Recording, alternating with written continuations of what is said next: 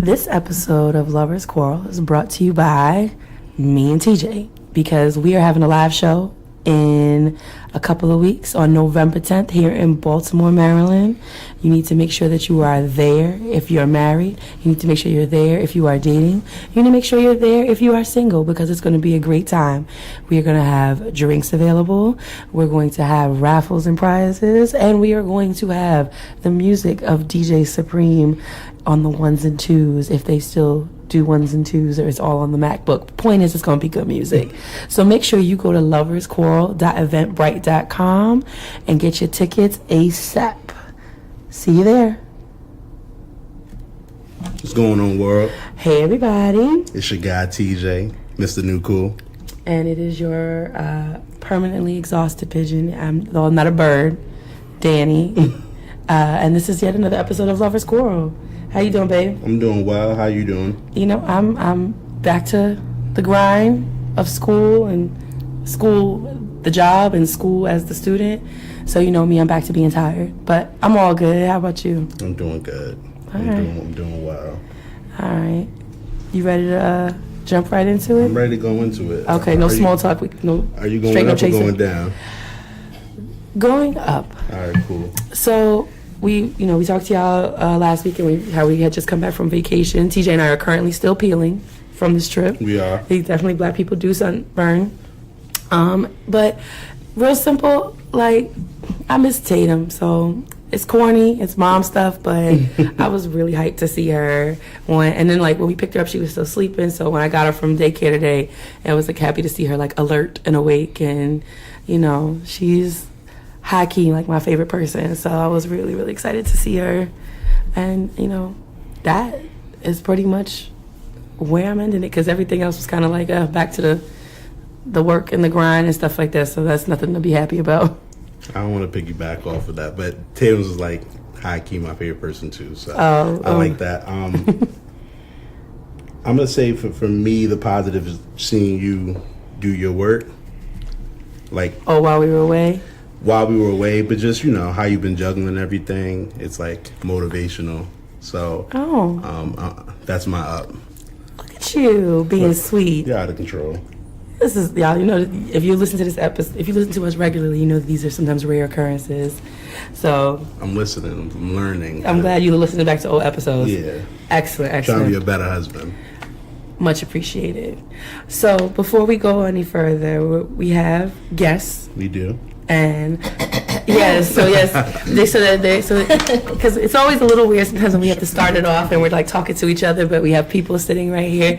So of course, like always, we'll formally introduce Chris and Janeen a little later in the episode. But say hi, guys. Hi. What's going on? So as you can tell, we have, like, this is our little elevator banter. So is there anything on your spirit, on your mind, that you want to go up about, or that you want to go down about event? You can take the elevator down if you like, you know what I mean? I knew that was coming. I knew there was going to be like a sarcastic dig That's about going down. Giving you some direction. Wow. She could push the button. I'm going to go up. All right. See? Wonderful. Yes, ma'am. What's and up? On my elevator ride up, I would say that in general, today has just been a better day for me. The last 2 days, I was a little like blah because I have a sick relative. Okay. But today was more of a happier day, and not because of anything to do with her, my cousin, but just more so me just accepting the fact that I can't change, you know, her health status, but it doesn't have to affect my emotional state. So I've been a little up. That's good. That realization. Are you going down? Depends on what's going to happen after that. But no, let me see. I don't think you shouldn't say that you shouldn't allow it to affect your emotional state, because that's when we talk about not grieving properly. But with grieving, I'm not saying grieving as if she's gone, but everybody's entitled to their emotional state, and versus trying to cover it up or give these, I'm good, how are you doing? I'm good, I'm cool. Answers, you know, you should really reflect on what it is that you actually feel to make sure that it doesn't manifest itself in other parts of life or whatever, which, you know, could be frustration, and we could be laying in the bed and you could start arguing with me for something I didn't know that I did. Oh, and it's not that's where this is going. So you were going down. You were. The plot thickens. The plot thickens. Got it. No, honestly, I'll go up. since everybody's going, I won't be the oppositional one. Seeing you with your, I work from home a lot of times, or just on the move. And Janeen had her sister's daughter today, and this is like literally, top 5 dead alive. You and her daughter are like going like neck to neck. You know what I'm saying? Like most beautiful. And I was just looking at this baby. I was like, you know what? I might have to just go ahead and chalk up another tuition. You know what I mean? You might just gotta go for it. I saw it in your eyes though. I started thinking, oh, he's gonna want another baby after this. But they're gonna have to we're gonna have to get the sperm met with the egg so we get the outcome that we want. You gotta guarantee the girl. Yeah, you gotta guarantee it. We have 2 boys together, and I can't do a third. I'll put it that way. It is something that I'm just not prepared for. I understand. I'm like, we talk about that all the time because we didn't know what we were having until she was born. I always wanted to wait until. So when she came out, that's when you found out. Mm-hmm. So that was dope. So dope. He wasn't with it at first, but then now he's like, any future ones he doesn't want to know. I mean, if we find out, we find out. At first, I was against it, but I'm like, you know what? It was fun, right? This is what she wanted. You know. Yeah, I got it from my cousin, and I was like, I always feel like there's so very few real surprises in life. So I'm like, this is like. Could be like a really, really good one. And it was cool because he did call it as a girl from the jump, like halfway through the pregnancy. So me and my cousin, we're 9 days. No, y'all are 2 weeks apart. We're 11 days apart. Oh, okay. Well, you and your cousin? Me and my cousin. Like fathers or mothers? Father's side. My father's side. But your fathers or brothers? No, we're I think we're second cousins, but yeah. But I was was your parents at the same party? No. But it's so crazy. So me and my cousin, we didn't meet each other until I was about 18, 19. But if you've seen us together, you wouldn't think that they didn't grow up together. Yeah, like we are like super close. So when we found out Dani was pregnant, he found that his wife was pregnant. Oh wow! Yeah. So he found so he did a gender reveal. He had a girl. So as soon as he said I was having a girl, I was like, you knew it. Yeah. I was like, our girls are 6 days apart. So yeah. So oh wow! Were y'all at the same party?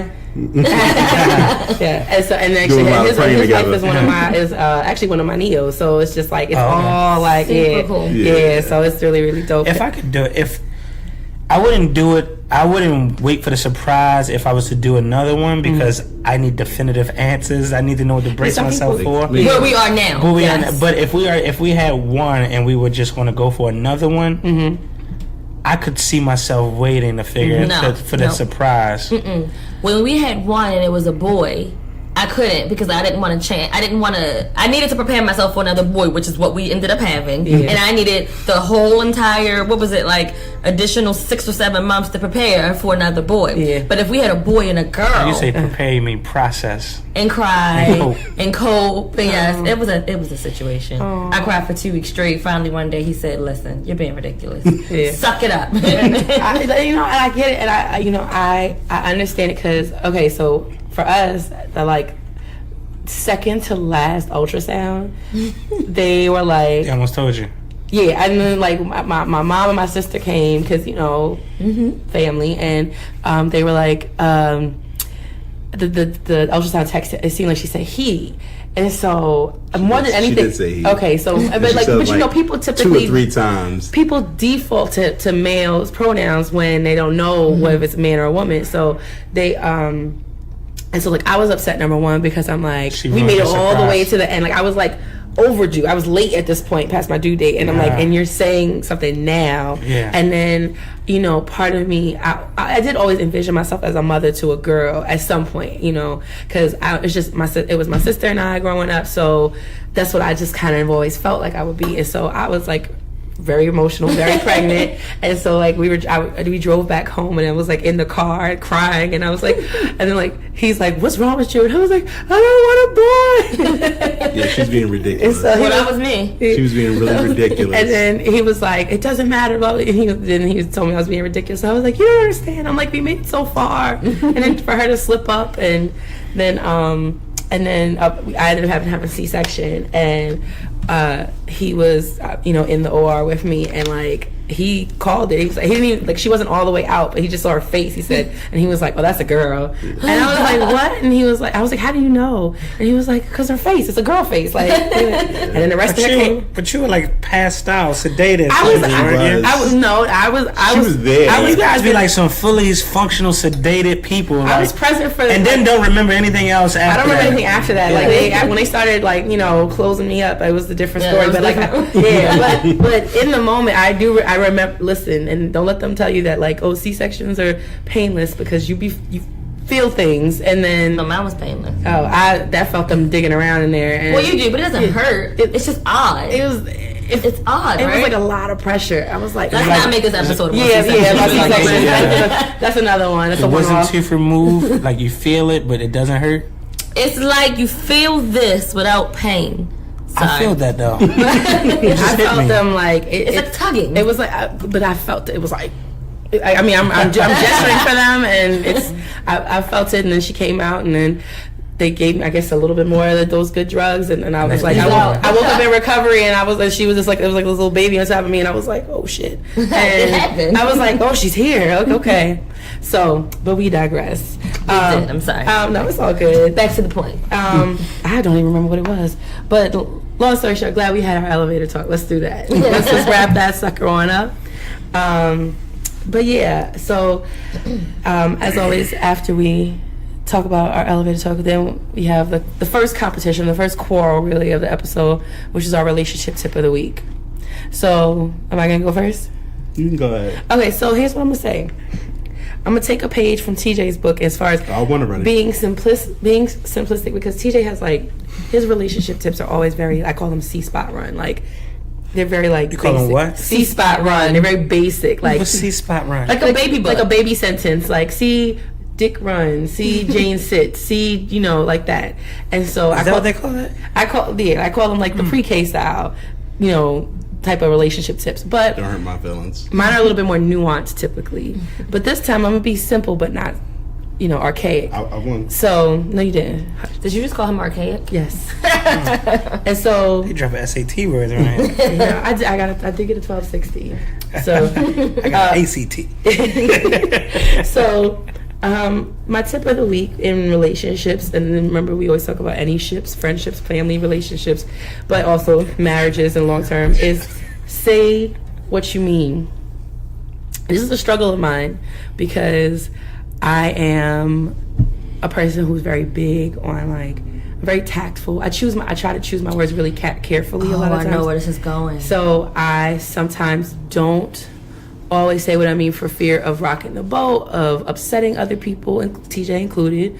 And then So you need to rock it. No, exactly. But sometimes I don't want to deal with the, like, oncoming, like, the blowback. You don't want to deal with the tide. The tsunamis that follow. It's all good. So I sometimes, you know, avoid doing that sometimes. But in relationships sometimes, and I'll say this, there's also a difference between, like, picking and choosing your battles and saying, but still, like, you can still say what you mean, like, with, you know, but I think that that's really important in relationships, is because otherwise you're not communicating effectively, people, and that's how, you know, you get mixed signals, and then it ends up being a much bigger tide in a much bigger boat, in a much smaller boat, so then you end up, you know, overboard. Can I jump in? Yeah, absolutely. So that is also a problem of mine, and we've been talking about that a lot lately. Mm-hmm. And his exact words always, "Say what you mean." Mm-hmm. He says, "I'm not Kim and Cleo," and I'm like, "Well, I'm not asking you to read my mind, yeah, but I'm just expecting you to know that something's wrong." Or so, for example, if something's wrong, I may walk around with an attitude, but I may not say it. Or when I finally decide to say something, it's about one very small part of the situation. Or if we take it one step further, if there is an obvious situation going on, if I feel like it's going to hurt his feelings, or it's going to rock the boat, or it's going to make an argument when we're in a good place, I'm going to avoid it at all costs. I'm going to dodge it like a ball coming towards my face. I didn't mean it like that. I meant like a dodgeball. No, we got you. You're already going up, so I'm not taking it on tail away. Yes, I'm an omitter. Like, sometimes I'll tell you what's going on, but I might omit some of the parts that that's not effective communication. Like, we need to be in a space that you can say what you feel in a respectful way. You know what I'm saying? And I need to be able to trust and believe what you're telling me. So if you tell me one thing, I need to be able to stand behind it, and I need you to stand behind it and guarantee it. Mm-hmm. I need to know, all right, she just told me the truth. I don't want to have to question, not in any like negative way, like not telling me the truth, but I need to be able to feel like, you know what, I understand you. I'm leaving from this conversation with a true understanding of what you feel. It doesn't matter the impact of it, you know what I'm saying? I can brace for impact, you know what I mean? But I need to be able to understand what's happening. You don't want to be on a plane and it goes down there saying everything is fine and you didn't get the brace. So when it hits you finally, it's gonna hurt you. You correlating our situation. Our son was watching Flight the other day, and so that was a good movie. Yeah, but literally, no, we need to literally. I'll need full. I'm going to give you full transparency. If I'm not happy about something, I'm going to say it. I'm going to let you know what it is. I will not have any cut cards. You will not leave. You will not leave the conversation or an interaction with me not knowing exactly how I felt. Mm-hmm. You know what I'm saying? I may have to work on the tone of my delivery? Yes. Potentially. You know what I'm saying? But I feel that as people, we really need to be honest. You can't give half a story and expect a full response. If you're giving me 1/4 of a conversation and what you feel, you can't expect me to be 100% empathetic or something. You know what I'm saying? Mm-hmm. You didn't give me enough to help me understand what was happening here, to allow me to respond properly. May I offer a rebuttal to that? It's your show. Yes. But see, I'm all about respect. You know, this is our episode. You going to be honest? Yes, I'm going to be honest. However, I will add to that. I agree with you 100%, but I also feel as though tone matters. Mm-hmm. And because it's not always, and this is a big thing I teach with my kids, it's not always what you say, it's how you say it. Because, and I'm not saying that sometimes people have to give it to you straight, no chaser sometimes. But if you are in a relationship with someone such as my lovely husband, who is always brutally honest, always very, very straightforward, it can be a lot sometimes. Or if you know that they're going to react negatively, then you try to okay, I'm going to try and pretty this up a little bit to kind of soften the blow. Not saying I'm not being honest, but I'm going to try and present it in a manner that is going to lessen the response. That, basically sometimes you're trying to soften the blow of what. Can I put a drawer 4 in your drawer 2? All right. Even though they said that's not allowed, that it's been going around the internet that that's the real Uno says no. But okay. So when you do that, you wind up diluting your point. You spend more time dancing around the situation and prefacing it than actually saying what it is. And so in that preface, we can get frustrated, just say what it is, you know what I mean? But I forgot where I was about to go with that. But you don't want to be in a relationship where so delivery is key, right? Mm-hmm. So if you're worried about it causing an argument or something like that, when we were in counseling yesterday, she was able to say what it was organized. So when not only just delivery, it needs to be an organized thought. It can't just be an emotional rant. Cause then I'm like, what you going left, right? Where we going? I'm confused. Mm-hmm. So I need for it to be an organized thought and deliver it correctly. And then you will get met with the empathy, oh, wow, I can understand how that can make you feel. You're going to get met with the affirmation that you're expecting. You know what I'm saying? Mm-hmm. And then I can rebuttal slightly, or not rebuttal, but add some alternative viewpoints or something that I'm feeling. But if you're emotional and not delivering it correctly, and you're spending more time dancing around it versus just getting to it, it can mess up how it's going to be received. You know what I mean? That's true. Something that I've noticed and learned as I've gotten older, it's more of something that women do. And we don't only do it in our relationships, we do it in life. Because professionally, we don't always feel like, and I had this conversation with a girlfriend of mine, like Solange said, a seat at the table, we don't always feel like we deserve it. Mm-hmm. But men don't walk into a room and question their place in the room. We have imposter syndrome sometimes. It's how do I not, how did I end up here? Are they gonna find me out and then realize I don't belong. Exactly. Even in email communications, because I've actually had to actively decide to not start an email with like, hey, sorry to bother you. Yes, exactly. Stuff like that. Right. I feel like you gotta put some cut on it initially. I've literally like started typing an email to somebody, particularly whether or not I guess I've realized it, but thus far in my career, my principals have both been men. So like, you know, oh, I know they're so busy. We're a small school. Like those things run through my head. Like there's 8 million things going on, and they are the only people on administration. So I'm adding one more thing to the list. So I'd be like, oh, I'm sorry to disturb you. Sorry to bother you. But he's not second guessing when he sends you an email, right? At all. Exactly. So that's something I've had to be very cognizant about. And as I've moved through my career and as I get older, and so I can think back in just like the last 6 months to a year of like starting to type an email and then being like backspacing to be like, wait, let me, and I was like, just wanted to make sure that this was getting done, like that type of thing, because it's common. So you, as women, you guys aren't the only one that have to do that. Like I find myself, because I don't know, I guess if you amass a certain amount of success or you have a certain aura or whatever that comes along with you, people prejudge you. So when you are sending information back, when you're emailing, you almost have to preface your statement to make sure that they're receiving it well. In conflict of that, with my statement, it wasn't to undermine, because I think that women have it the hardest. African American women have it the hardest. You know what I'm saying? So you always got to question yourself. You got to question. You don't have to. You question yourself. If I'm sending this correctly, if I'm going to do this, how am I going to be judged? Because if you just come out straight and say, "Hey, here's what needs to happen. I need this information to me by now," you become an angry black woman. And or for lack of better words, a bitch. Well, I didn't know if this was a Christian podcast. No. You speak freely. I'm from New York. My bad. We forgot. I have a potty mouth. So if I can interject for a second, so how I tied that back into what we were initially saying was that I don't think that we intentionally do it with our spouse. It's how we operate in day-to-day life. So when it comes to you guys, it's just a natural reaction. It's just, okay, how do I sugarcoat this so that it's not ruffling a feather and it's not, when in reality, we shouldn't have to do that, you know? Plus two, and then I'll toss it over to you for your relationship tip, because you see how mine got the conversation going. I don't know about yours. This is going to be like a 2-minute segment. Exactly, right? My bad. But it's, I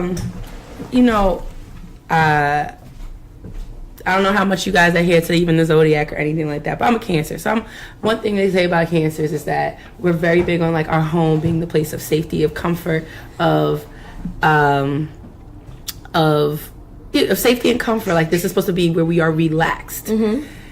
And if I feel like there's some information I have to bring to the home that's going to disturb what's supposed to be my place of peace, then I'm going to try and package it in a way where, yes, that proper information is being conveyed, and not to be deceitful, not to be, hiding anything, but also to make sure that like the place where I lay my head, and it's a place where I'm supposed to be able to unload all of the stressors that I have to carry, all of the facades I have to put up in my day to day. That's where it's supposed to end. So that's sometimes I think why that happens too, because it's home. Home is supposed to be where you lay your burdens down. So I also think it's important for you to be comfortable. Like you shouldn't have to think about how am I going to say this, or because if we're gonna have an argument, we're going to have an argument. You're right. I would rather you be able to say what you want to say, and we're going to argue, and we'll make up from that, as opposed to you trying to find a perfect way, and now it's like 10 times worse because you didn't say what you could have just said. All coming back to, I literally put in the parentheses of my statement, which was, it's a struggle of mine, but that's why the tip is to work on saying what you mean. Got you. The end. What's your tip? Let's hear it, because I don't know. Mine's real simple. I think I one. Yeah. all I'm gonna say is, in a relationship, I'm listening. You gotta try new things. See, it's simple. I told you. That's real simple. Was it sexually? No. My bad. I'm saying you should try like a new culture, you should taste like new restaurant, something that you normally wouldn't eat. You never had Vietnamese. You should try it out. Okay, we should do that. Because You know- you be poo-pooing all the restaurants that we normally eat at. So I'm ready to try something different. What's y'all spot? He's picky. So Yeah, we don't have a favorite. it just She depends likes on my mood. Italian. I like Italian and Mexican food. They're probably the best. Mexican's so good. Yeah, But but you add tequila. a margarita is A my margarita? my What's your favorite. spot? So, we live in the county. So, there's a place Mezcal? called... Yeah. Yeah. I love it. You gotta try this spot right up here. It's called Clavel. Clavel. It's Okay. right on the corner. Bro, it's literally the best Mexican food you ever had in your Mezcal to life. shame. All right. I'd Can we go there? Okay. I promise you will not. You guys be should go when you disappointed. leave Okay. here. Like I don't. It's literally right up the street. It's like We go on a Friday. I got to Babysit. get the baby. it's literally It's a phenomenal. school night. I still got to get up at 5. So, all right. Well, try new things. I think that's important too. I think I won. No, you didn't. You know, that's not actually a struggle of ours. We're pretty. You know what? That's not true. That wasn't wood. That was glass. He, when it comes to food, can be a little bit more like, I'm a creature of habit. yeah, creature of habit. But I am like always like, you want to do something new? Let me have it. What is it like? No, she What doesn't. is But that she's lying. But she's lying. Am I lying? Because I'd be Am I like, lying? all right, where we going? Because we have date night on Wednesday, so I planned the last few. You think she planned this one? No. So Busy. we all are. So when we're indecisive, I'm like, all right, where we gonna go to eat? I don't know. You have, but That you're doesn't sitting mean here I'm not playing down like for we have all trying these. things. Then why aren't you suggesting one of them?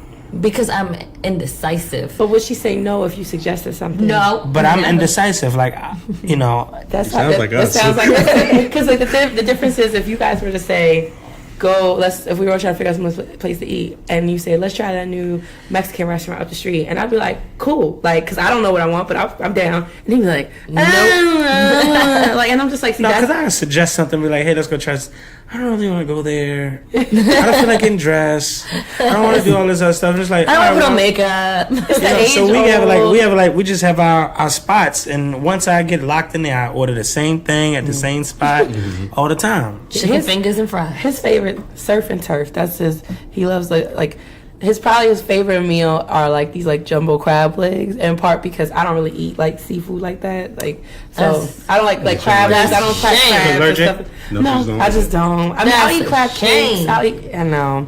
I've been in Maryland long enough that I should, but I'm not a big fan of it. So the fact that he knows that he could like bust down some crab legs like uninterrupted without me, like I'm never gonna be like, let me get a bite, let me get it. So I wish I could find that thing that my wife didn't like, bro. I would order it all the time. Okay, so I have a theory. Calories don't count if they're on someone else's plate. fair enough. So if I didn't order it, it's no calories. It doesn't count. So if he ordered it, I'm gonna eat his fries. But I can't order fries. That's absurd. Okay. But I he don't can order fries. though. You know what I mean? It's an example. Now the only person he has to share with now is Tatum because she, 18 months old and she's not allergic to anything thus far. So she likes seafood. She likes. Yeah. She's had shellfish. She's had. Well, she's a Baltimorean. She was born in Maryland. That's something we're kind of. What hospital? GBMC. Oh, we had one in GBMC. She's Yeah. officially Yeah, a Baltimore baby. we're She's coming gonna to like GBMC. crabs. Carson. We're coming to terms with No, that. what's wrong Baby with Christian you? was GBMC? Yes. He doesn't know where they were Carson born. He doesn't know their birthdays. Oh my lord. No, his birthday is around Thanksgiving, so I always get thrown off because Thanksgiving moves. The date doesn't move of his birthday. No, she went into labor when we were at the table, so I was like, so it kind of throws me off. Like Thanksgiving is this day, this year, and I have the rest of my kids tattooed on me, so I know. Okay, here we go. It's coming up. Oh my gosh. What was the other son born? Sinai. Sinai. Okay. I think that, I don't know if I'll go back to GBMC. I hated you. Let me not make this podcast. Yeah. We're gonna have a motherhood with the Yes, we will. episode. We're gonna have her on TP the Mag and talk about motherhood. All right. Well, as you can tell, we've had these very active participants in our conversation. But let's formally introduce our guests because they've got so many wonderful things to say. So, who you've been hearing besides TJ and I have been Chris and Janeen Simon. Hello, thank you. Hi again. Formally thanking you, and I'm gonna do like a little spiel, but you guys can really kind of talk about it. So Chris and Janeen Simon, they are a wonderful married couple. They have 2 young sons, and we have a daughter too. Oh, a daughter. Excuse me, I apologize. It's okay. My apologies. And They run a wellness mental health agency called A Better Tomorrow Starts Today, or BTST. You're the first person to get that right on the first try. No one ever gets that right on the first try. BTST? Yes, or the A Better Tomorrow Starts Today. See, I'm a teacher. I have to do listen, I'm all about getting things right. Get a clap for that. Thank you. I try. Sorry, I won't interrupt anymore. No, it's fine. With locations in Baltimore, PG, and Frederick. Am I correct? Yeah. Okay. Washington County and Cecil County. Okay. Those two. And they specialize in individual therapy, therapeutic mentoring, client transportation. I'm positive I'm missing something from there. But, and so much more, we'll say that. Okay. And then, of course, their, which I'm going to touch on a little later, is their motto is meeting you where you are. So, this is a relationship podcast. However, we find it really important to talk and touch on different topics, segments of the community, experiences that we identify with or that we can't speak to because that's not part of our narrative. So sometimes where the professional and the personal come together. So we're going to start kind of on the relationship tip, but then we'll kind of ease into the mental health focus. Okay. So can I chime in just real quick? Sure. Because the BTST is the Sound of Life and Wellness Center, which we're in right now, Yes. It's like what we established to do for the community and provide resources, financial, all that other stuff. And BTSC is our mental health agency. Got it. But Janeen has a women's empowerment magazine called Total Package. Got it. You know what I'm saying? I was going to elaborate. I was just going to wait till it was my turn to speak. Allow me to introduce you. Y'all like... I'll move you up. All right, go ahead. Because the stuff she said is like I'll take Chris driven, you know what I'm saying, or whatever. So, and I didn't want to just be Chris driven. I'm like, all right, let me make sure she is stamped as well. So I appreciate it. Sit back and let me drive. All right, I'll just fan myself. And she also has a podcast called Unwrap.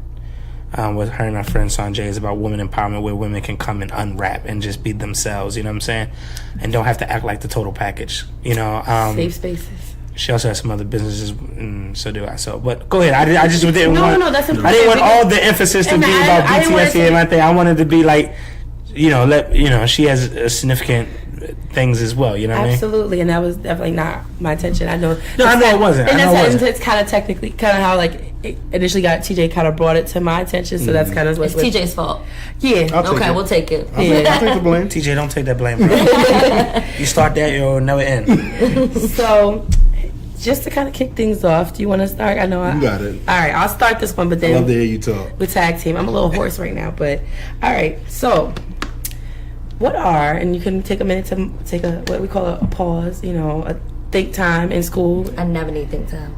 I'm always What ready. is the wisest or kindest, because I think sometimes it differs from different couples, what is the wisest or kindest words your spouse has ever told you? Oh, I might need some think time. Damn, I thought you didn't need think time. You still on demand. So, what's the wisest or kindest things your spouse has ever told you?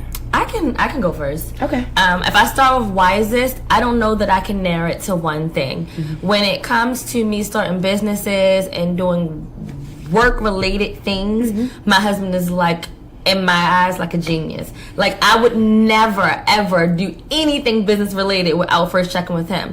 And some of it's kind of bad because it's a codependency, again, like we talked about, me not having enough faith and trust in myself. But I always go to him for business advice. So, I can't say that he did steer me wrong one time, but we're not going to go there. But no, all jokes aside, he's never steers me wrong. So, with that, I can't really give it one particular thing. As far as kindest, it's helpful when he pours into me, because when I do have those moments where I don't necessarily believe in myself, and I think we all do, but I can be vulnerable enough and say that there are moments where I'll say, oh God, can I really handle something that I'm about to step out here and do? Is this really for me? Or people gonna think I'm crazy? And he'll have to step in and say, why are you second guessing yourself? Like, what's the big deal? You can do it, you got it. And I think that those type of statements mean more to me and are kinder to me than compliments like, oh, you're pretty. Giving me that extra push in my back to let me know that I got this means everything else to me. So those are the kindest things he said. Well, that's probably the wisest and kindest thing she just said about me. Oh, see? That's why I'm like trying to use this as like a starter question, just to start on the right foot. No, my wife has a gift of discernment, you know what I'm saying, without going fully biblical on you. But she has a gift of discernment, so it's sometimes overly passionate when it comes out, you know what I'm saying, and it's not always founded. It's founded in passion and passion is the root of emotion, you know what I'm saying? So when a discernment comes out, it can be more emotional based versus factual or rational based, you know what I'm saying? But you know, I definitely not admire, but I appreciate and I look forward to, if I'm moving incorrectly, that she can pull me up, you know what I'm saying? Or saying like, yo, that's not you.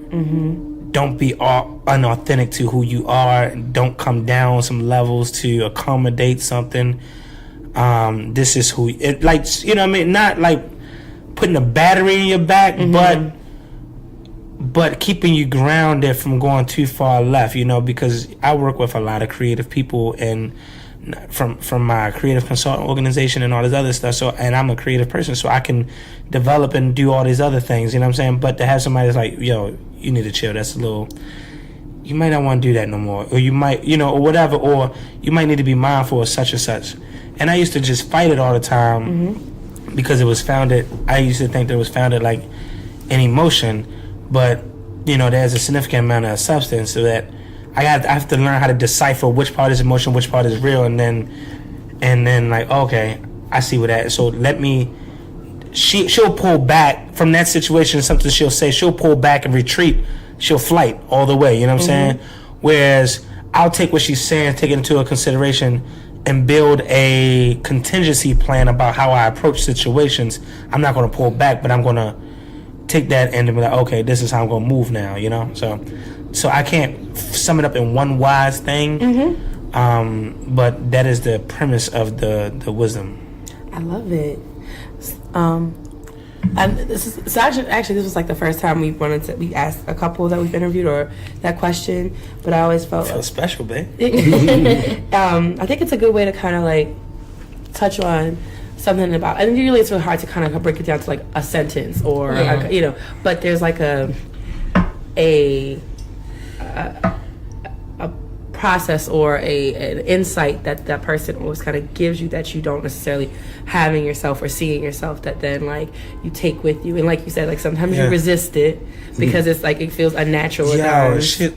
Like Janeen could be a mood killer on some things. Like I get so excited, I'm passionate, I'm creative, and I'll be like, all right, here's what we're gonna do. We're gonna do it like this. We're gonna do it like this. It's gonna be like, today, babe, we're flying to the moon, and I'm like, whoa, who we flying to the moon with? We don't even have a space shuttle. We don't even Don't worry about the space shuttle. We're going to the moon. I'm about to put this together, and it's like it kills your dreams. You're like pissed off, like, bro, just dream with me. Just let me be. Like, just vibe with me. You know what I'm saying? Like, don't let me sell you on a dream, and then we'll reverse engineer it and figure out what we need to do to get there. You know what I'm saying? But if you just come and just like close the doors, like, it's like, damn. All right, you know what? That's why I didn't tell you from the start. That's why I can't share that with you. He does that all the time with like, because oh gosh, what did? It must be a Delta thing, bro. They got going on, man. You know, I don't know. Might be.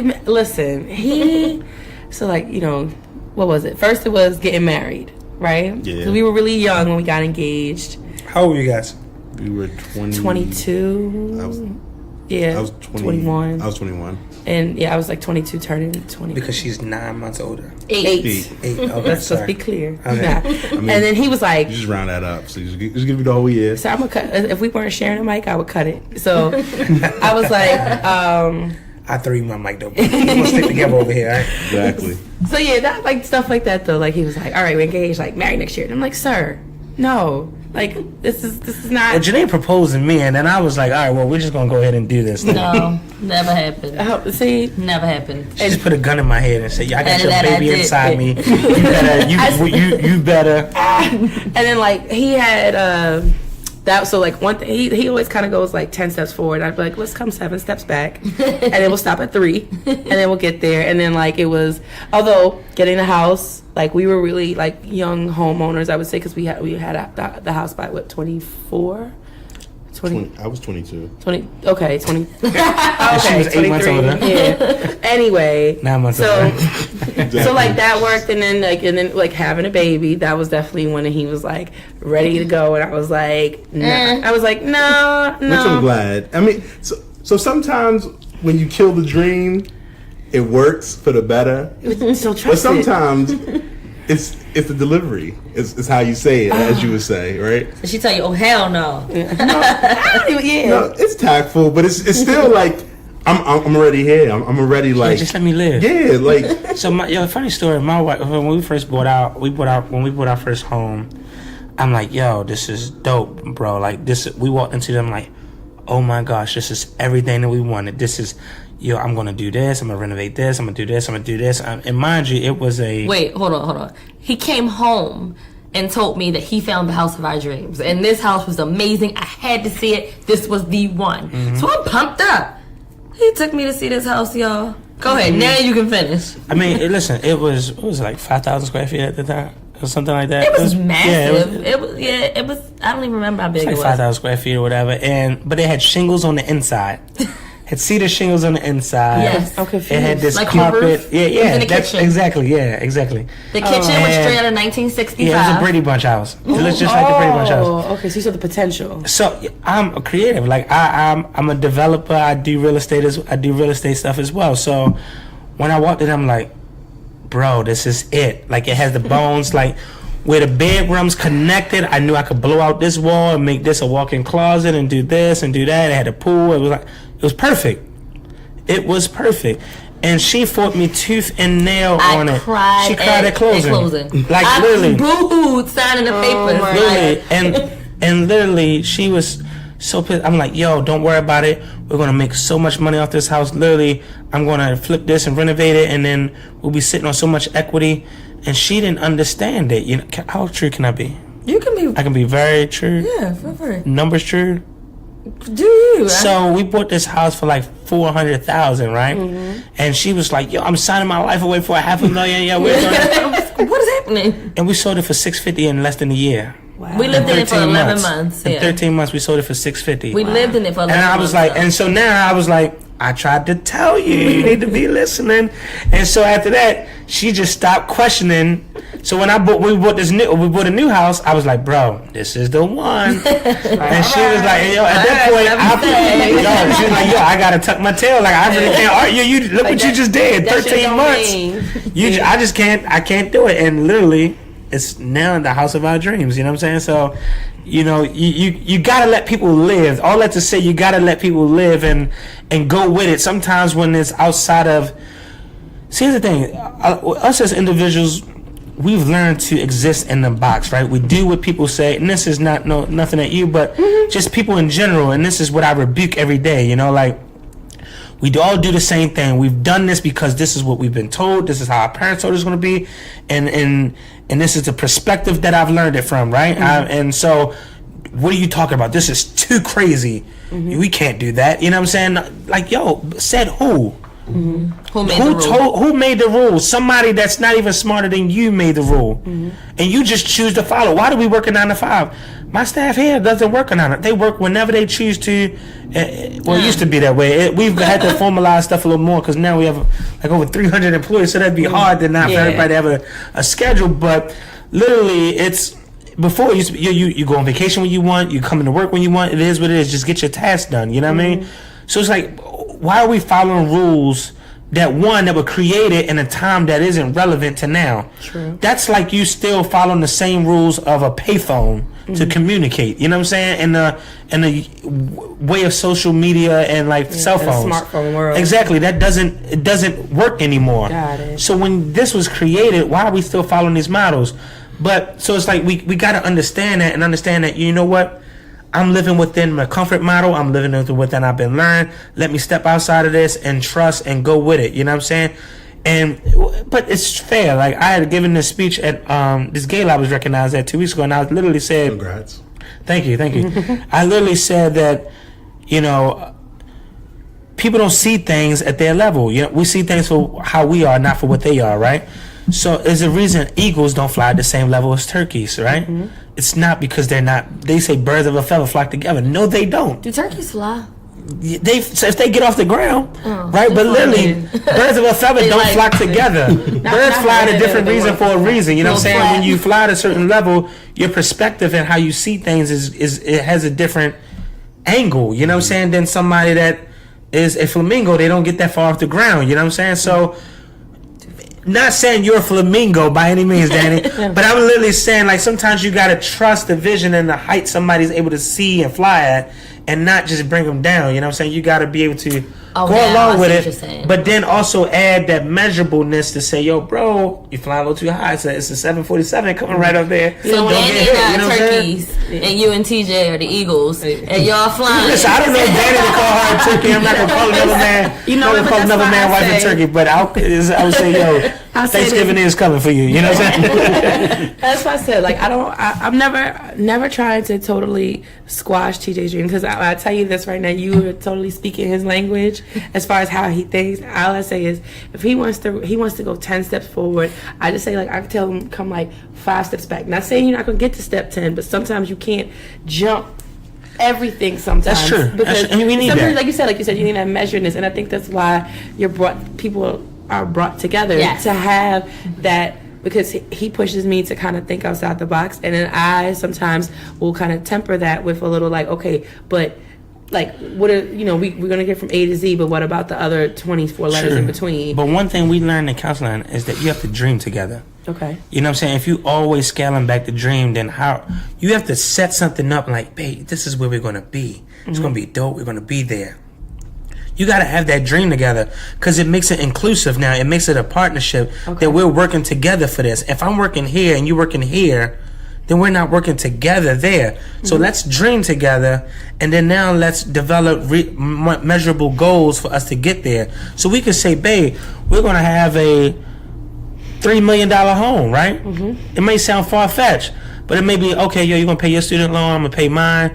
Then, okay, all right, we're going to invest this amount of money of our salary. We're going to make this decision for our kids. We're going to send them to this school. I'm going to grab this extra job. We're going to work this overtime. We're not going to buy this new car. We're going to get this used one so that the car payment is low. You got to, so it's not that the dream, you cannot, like, disable the dream before you get there. Okay. You know what I'm saying? You got to dream there, and then now figure out how to make it there. You feel me? I understand. I definitely understand. I think that's why marriage is invented. Balance. You got somebody, and then you have things that you. My wife is a Libra. That's all about balance. You know what I'm saying? Is that a Libra? Is it a Libra scale? Libra scale. Okay. Don't tip Is it. your birthday yet, or had it just passed? The 20th. It's Coming coming up. Y'all want to come hang out for our birthday? Sure. Okay. Absolutely. My dad was a Libra, so I love me a Libra. Don't tell my birthday plans on here. I want nobody to know where I am. It's going down each and every Saturday night, live from Melba's. Shout out to Melba though. I don't want Melba. When is your birthday? I'm a Taurus. I'm April 28th. That's his dad's birthday. Oh really? Yeah. April 28th. Exactly. He's an awesome guy. Oh, everything you were saying Sounds like ice. is pretty much what. So my father's a big believer of, like, if it's 10 people, it's like 7 of them are dumb, 3 of them have like common sense. He's a big I bang. didn't say that, but your dad said it. He's a No, I'm big just believer kidding. of, like, not following Yeah. the rule. Oh, yeah. Somebody says there's Fuck a those rule out rules, there. yo. Yeah. One of his biggest sayings is, he's like, one of us is going to be uncomfortable. It's not going to be me. It's never gonna be me. Yo, Steve Bezos, the I like owner of that. Amazon, It's said if you're going always to do anything new or innovative, prepare to be criticized. So if I'm going to do something different than what somebody else did, you already got to expect that people are not going to get it. They're not supposed to get it. That's why it's new. You know what I'm saying? So if we live with that philosophy and understand that, don't let people spoil your dreams. You know what I'm saying? But also follow it, and then be pragmatic, be the engineer, and reverse. We were sitting in Linwoods one day. I was like, yo, we're going to hire a COO to handle and to run all of our other enterprises outside of BTSC and all this other stuff. And she was like, what? I said, no, you got to understand. Like, literally, we have all the resources. We have the resources to make anything that we want happen. But we just don't have the time, because I'm committed to this and you're committed to that. But we have all these opportunities. We need to hire a COO. She was like, you're tripping. And I'm like, yo, bro, it's clear as day, and I've identified the person and everything. I'm like, yo, we need to hire a COO to, and I had, and it's funny because I do a lot of reflective thinking now. Like I skim back on I've gone on the Instagram diet. I've gone vegan on Instagram, and I start supplementing with stuff that is actually beneficial to me. Because they say you are what you eat, but you really are what you consume. You know what I'm saying? So I'm trying to consume good stuff, and I had just happened to meet Beyonce's COO of what is it, Parkwood. My guy Steve, and I do research on different CEOs, and it's like listen to Stanford Business School view from the top as other CEOs that come talking. They talk about the CEOs and all this other stuff, and I was like, yo, that's what we need, a COO that can be us without us being there, that can advocate and do all these other things that we need. And she was just like, what is it that we do though? How are we going to pay for it? I said, that's the thing. We have every opportunity to create these other additional sources of revenue, and they'll be paid accordingly to these things. We just can't do it because we're limited. Even if it's just flipping a property, if we make $50,000 a flip, if right now we can only do 1 flip a year or 2 flips a year, that's $100,000, right? But now imagine if we had somebody that can focus on developing these things, we could do 6 a year. They get paid a salary of that, and hopefully they'll diversify and understand what it takes to flip, and so they're flipping some of their own on the side, so they're using the opportunity we provide them to make more. But I'm just like, yo, think about that. Like, we could do more, but we need a team. You know what I'm saying? But she was just like, I don't think so. I was like, check. I'm ready to get out of here. I'm angry. I'm ready to go. Like, you don't see the dream. Just dream with me. Yes. So how nice would it be to say I have a CEO like Beyonce? That's the way you should have thought about it. Listen. WWBD. What does Beyonce do? We do love Beyonce. So as I tell them, I say we don't have no Beyonce slander. I tell my students that no Beyonce slander. No, my wife loves Beyonce. I put them out the classroom. I was like, we don't slander Beyonce. You know how much my wife loves Beyonce? Oh, I love her She too. took me on my 30th birthday to Paris. To see Beyonce. My 30th birthday in Paris. You're welcome. To see Beyonce. You're welcome. Better guess. I see no issue. I see nothing wrong. Okay. 30th birthday, Paris, Beyonce. It wound up working out well, but she dual missioned my birthday as a reason for her to see Beyonce. It wasn't really about my birthday at the end of the day. Oh, wow. She dreamed for both of you. that's that. No, there you go. Bring those dreams back. Dreaming. Exactly. Bring those dreams back. You gotta reverse engineer this. Listen, you're welcome. I see no issue. Okay. But then who am I? But all right. You So ready? I took your ass off track. No, listen. This is great, and this is about conversation. This is not about question answer ever. It's just about where the conversation goes, and this is great. So how did you two meet? Oh God. You want the real story or the fake story? I like the real story. I'm gonna go ahead and take the mic Well, if because it's he the real story, lies. then you might want to pass it to me. He lies. You want me to go first? Or you want to go Nope, I got it all under control. I'm ready. I can wrap this up in 1 minute. His story takes 5 hours and it's full of lies. We don't wrap nothing up in 1 minute around here. Oh my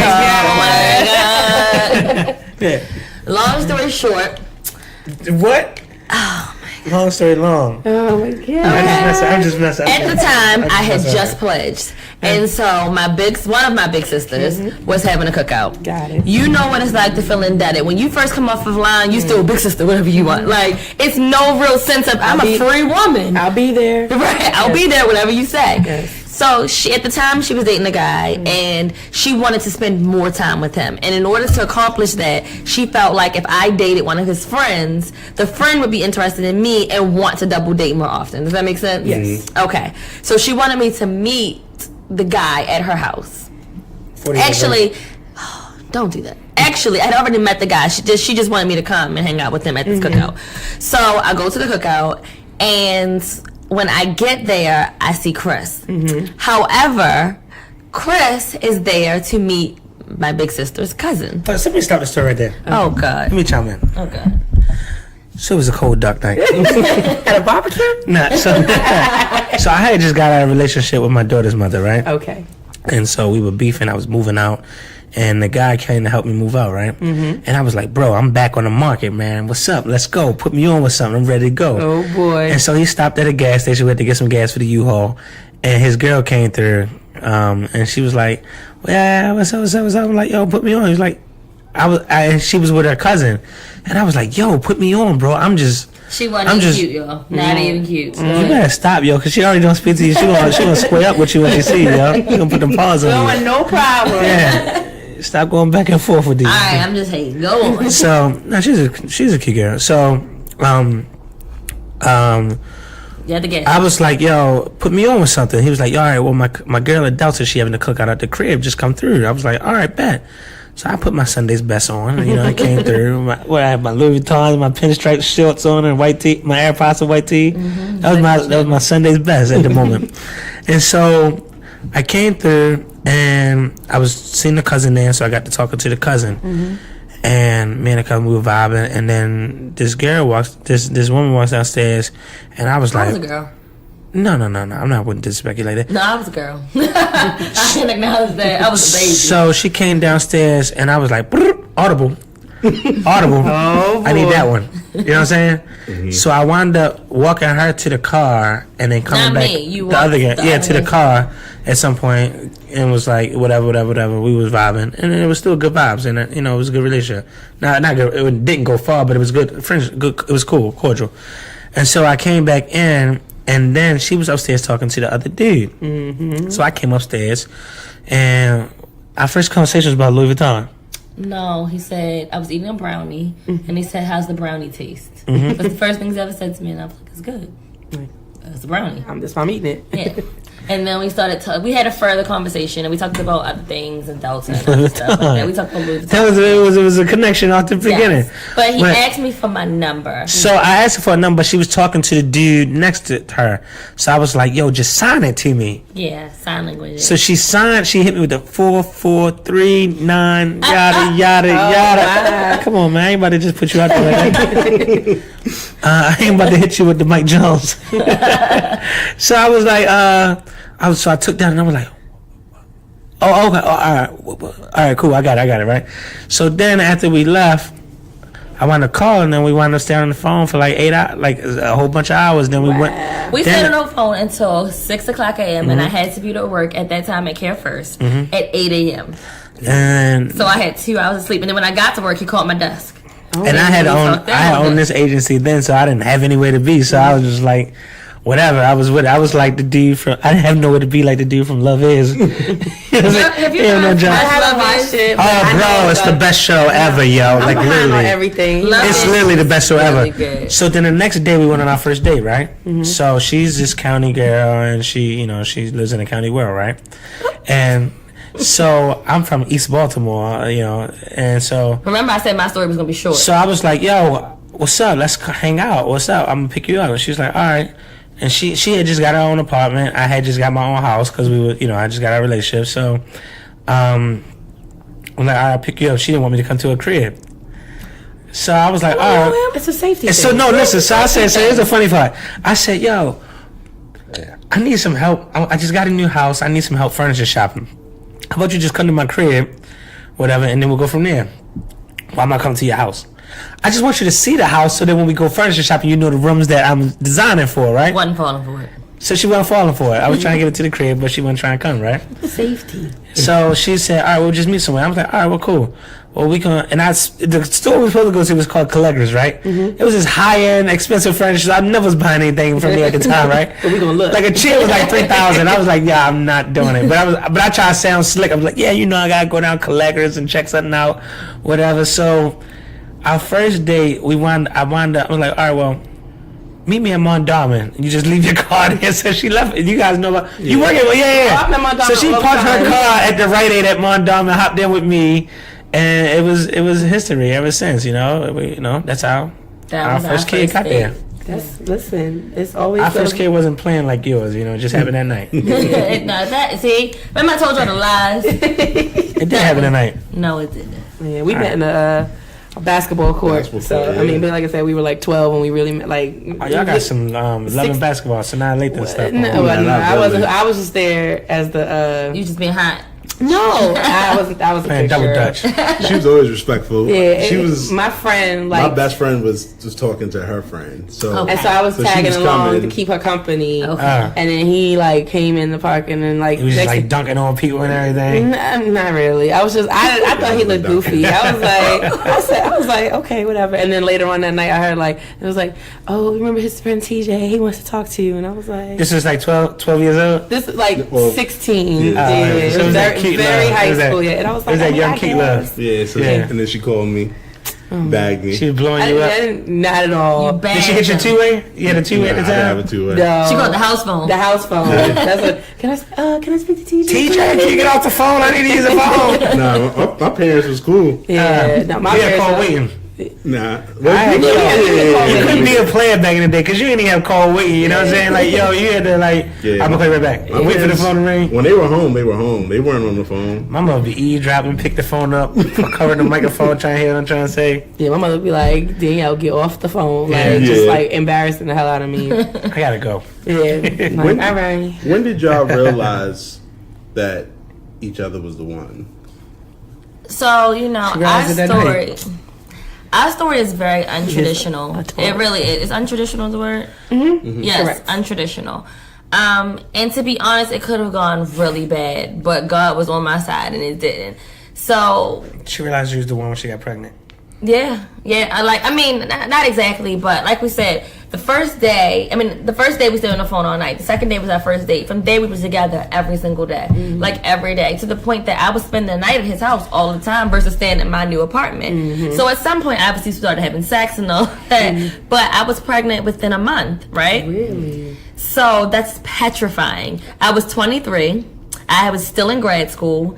My mother had never met him. My father hadn't met him at that point. I didn't know his parents. It was just a bad situation. His daughter was 6 months. Oh, wow. It was terrifying, but I was determined that I was going to figure it out. In my brain, I just knew I'm going to figure this out whether he's here or not. And I would say after like a little bit of coaxing, he finally Coke and some or Coke? coaxing. Coaxing. Coaxing. COAXING. Yes, coaxing. I say you had to drug yourself. Convincing. Convincing you Okay. that I was going to be fine either way. He kind of was like, all right, well, this girl wasn't changing her mind. So, and we kind of went from there. And we actually had to learn each other through pregnancy, which is difficult because you aren't necessarily who you are while you're pregnant. At all. At all. And here we are, two strangers that had to figure it out. So being forced together and having a baby together, it was tenuous, but it also helped us really learn. Like at that moment, I could say that I honestly realized that he was a stand-up guy, like, because he could have left me for the dust, you know. And I had to respect it. I had to understand She that. knew where I lived though, so I was.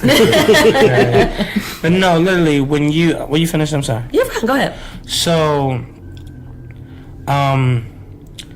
God has a crazy way of working things, you know what I mean, and saving you. So, I always say, yo, I don't thank God just for everything that all the doors that He opens. I thank Him for all the doors that He closes. You know what I'm saying? Because those could have put you somewhere you didn't want to be. We always thank Him for everything that He did, but not for everything that He kept us from. And I was just it was like scary to me.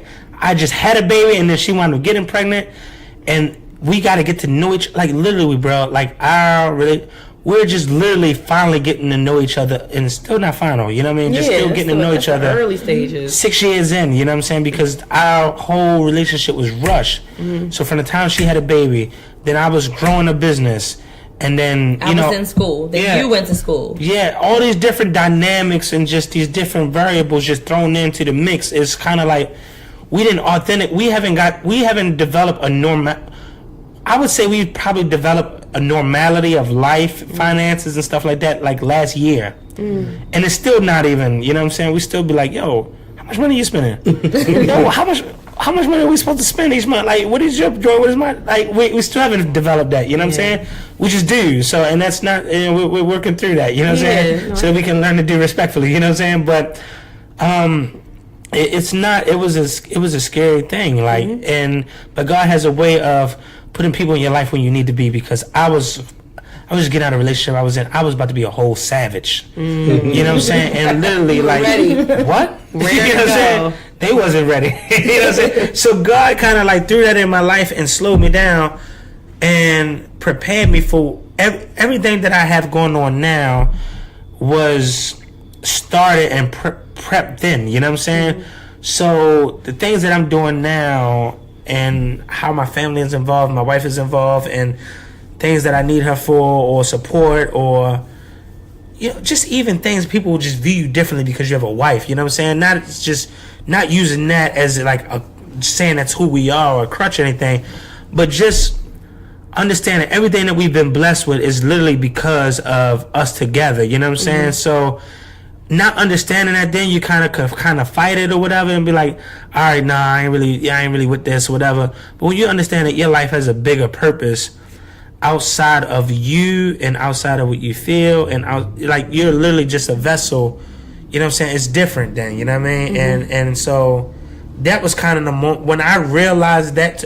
In long pause. You know what I'm saying? To answer that, when I realized that I'm just a vessel and this situation is bigger than me. It's people want to find a glitch in your matrix and all these other things, but when God is blessing you, that's fruitful, and He's giving you these things, and He's giving it to you because you're doing this, and He's placed these people in your life to help you avoid these things. Then you'll be like, wow, that's when you realize that that's what this was supposed to be. You know what I mean? Well, the Bible says, "He who finds a wife finds a good thing, right? Finds a good thing. Who finds a dude finds a great thing." So that's in the newest testament. You know, one thing I think like you guys hit it on the nail on the head as far as like I don't know, you tell me if you agree, like with the whole like kind of always the constant change, you know, because on one hand, like we didn't have it wasn't as like quick as far as your experience, but then with us, because of growing up together, literally like being little children, like just dating, 16 is young. 16 and being really young too, like, so we went through all the motions together, the college, the pledging, the graduating, the first job, then the house, then the marriage. So like we spent all of our together. Grad school, like he's got two masters, I'm still working on my first, and it's like going through having a baby, like it's like the only constant has been the change, and so we're, you know, so it's, you know, for us it's always been like a lot of growing pains, because, you know, we aren't who we were at 17 now that we are in our early 30s. Just like you're not the same person at 22, 23 as you are now. Consistently. It's always going to change, and that's like a really, it's hard getting to know yourself, understanding yourself as an individual, as a person, and then let alone like trying to understand your mate at the same time. And so I think that's a really good like segue into the next question, which is, you know, one thing that we always talk about is how marriage isn't a job, but it is work.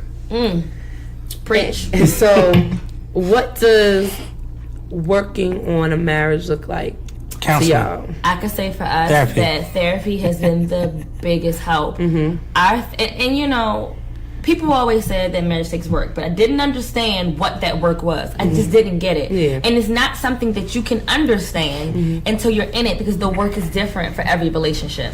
For our relationship, the work is literally learning each other, because we were forced into a situation for two people that didn't know each other. And even through the process of learning each other, you were learning the new person. You weren't necessarily learning the old person. And there's no balance. Like, we didn't have 9 to 5s, which she did, but then she left and came to work with me. But it wasn't like we, you know. And when you're growing an organization, sometimes in the beginning you were robbing Peter to pay Paul, so you didn't. You can expect a check now, but you can't expect somebody may owe us $20,000 or something like that. And over the course of several months, and it was like, all right, when are we gonna get paid? And we arguing about this different stressors, and it's like, all right, babe, I need to hold something or whatever, like or whatever. You know what I'm saying? It's different. So you're learning each other. Continue though. I'm sorry. So learning each other, and not in a normal. Learning each other in an abnormal circumstance. Yeah. It's not like knowing each other.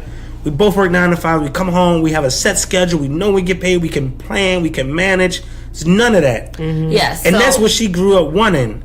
And as a sense of normality. You know what I'm saying? And when you don't have that, it's like, I'm thrown in the fire, and I don't have this normality. We can't. So our kid is going to go to what school and daycare when and tuition what? It's like, it's different. So like I was saying, no, it's totally fine. It's different for every couple, the work is.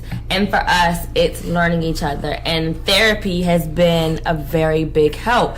because I may view things one way because of how I was raised. He views it a different way because we were raised completely different, and we don't see it the same. But when you have that middleman that can say, well, this is why he feels this way, because he's this type of person, it gives you that balance. But it takes work. It takes commitment to go every week. It takes commitment to do the work. It takes commitment to then leave there and really implement what she's telling you to do. You know, that's work. Yeah. I mean, so we've done it. We've gone to the couples therapy before. We did it like couples. We've done separate therapy. Yeah. So like now I kind of go pretty regularly for like individually, and then I do too. And TJ does too. More recently, but so yeah, because this last year has been really hard on us because I had so like 2017 was like best and worst year of, I could say, my life anyway, because we had the birth of our daughter, but then my father passed away in the fall. And sorry to hear that. Thank you. So it'll be a year in November, and so like that's tough. Yeah, it like I mean still, literally the whole time I've been in grad school, I was either pregnant or had a baby, working like and I can talk about teaching all the time, and I talk about it a lot on our show because I am passionate about working with children, and specifically like middle school kids, because they get a bad rap because it's just that funky age where they smell themselves, they smell literally sometimes, and it's just like it's so important to me. But it's not a job where I can just like leave everything at the office, like I can, I have parents that call, I have kids who are, like I literally had students that were like, I was FaceTiming my kids while I was at the airport when we were going out of town, because I'm like checking on them and they're checking on me, and like, and it's just and it's a job where the emotional investment and work is a lot too. So saying that all to say, like, that's why I started going, because I'm like, you need that person who you can speak freely to, that doesn't necessarily bring their own judgment or their own personal biases into it, because they don't know the people that you're talking about, and they can but then also still can provide you with that objective opinion on things. It's like, okay, well, maybe this person is saying this, that, and the other. But I definitely I agree that having therapy of whatever way, shape, or form, if you go together, separate, whatever it is that you need at that time, is so crucial to really being able to function, because we carry a lot of burdens on our shoulders. Yeah. And then you add in parenthood. Yeah. Oh my God. So I'm a licensed therapist, right? Mm-hmm. And even I like literally could be the best therapist to anybody, but when that has to be applied and you apply the emotional factor into it, I'm crap. You know what I'm saying? Like, and in my own situation, I don't see things coming the way they do because I'm clouded by the emotion. You know what I'm saying? If you guys were to tell me, I should be like, yo, you don't see this, you gotta, yada, yada. I have nothing clouding my vision. You know what I mean? So, for the work part for me it was therapy as well, but it's also understanding that I'm a very tactical person. I'm very rational. If 1 + 1 = 2 all the time. You know what I'm saying? It never equals 3. It never equals 1. Mm-hmm. You know what I'm saying? Some other people book, and some people book their 1 + 2 for me always equals 3 and 4 and 5. Listen, and some people book, it changes, you know what I'm saying, based upon what they feeling at the time of their emotion, you know what I'm saying? How strongly they're driven to the other one versus the other one. Mm-hmm. And for me, what I've learned, and my therapist gave me this book called Emotional IQ, you know what I'm saying? And what I've had to learn is emotional intelligence. Thank you. Well, IQ is short for intelligence. That's that name of the book. So, 2.0 actually. And what I've had to learn is that my rationalism is cool, but sometimes you have to understand how emotions work. And I felt like once I've started learning and accepting emotions, and accepting that I have hurt as well, that my feelings can get hurt, because I'm a thug inside, you know what I'm saying? Like, literally, I can be hard, this doesn't bother me, and like, I've become accepting of this IQ recently. I've just felt like I've just gone Ellen DeGeneres downhill, I was just literally DeGeneres? Like, I feel like I'd be on Ellen just crying about something, you know what I'm saying, at some point. So you've tapped into that, like, I've tapped into that IQ and just feel like I could sit on some Dr. Phil over somebody's couch and talk emotionally, you know what I'm saying? That's important. No, and it 1000% is, because it puts you in tune to what you actually feel versus what you say you feel, you know what I'm saying? And that, when you realize that I get hurt as well. That's hurt my feelings. It's nothing wrong for saying that hurt me. Doesn't make me less of a man because I said that hurt me. Like, something you did impacted me a certain way, and I'm entitled to feel that way. You know what I mean? Preach. So that therapy and that work kind of help. You know what I'm saying? Awesome. How you Teach feeling? you like shit. Don't shit hurt me. No. Oh no. I do say that, but no, I'm 141st and Linux. He's sensitive. He's sensitive about his shit too. I like to. I mean, I'm a big believer of just being transparent and everything. Like, See, that's the part. You can't say he's sensitive about his shit too. We're trying to accept our emotions. You just can't throw sensitive and throw it in there like that. You know what I'm saying? I'm not even saying about in a negative. I'm stirring up the pot. It's all right. Some things I can be sensitive to, but I've grown to just not care.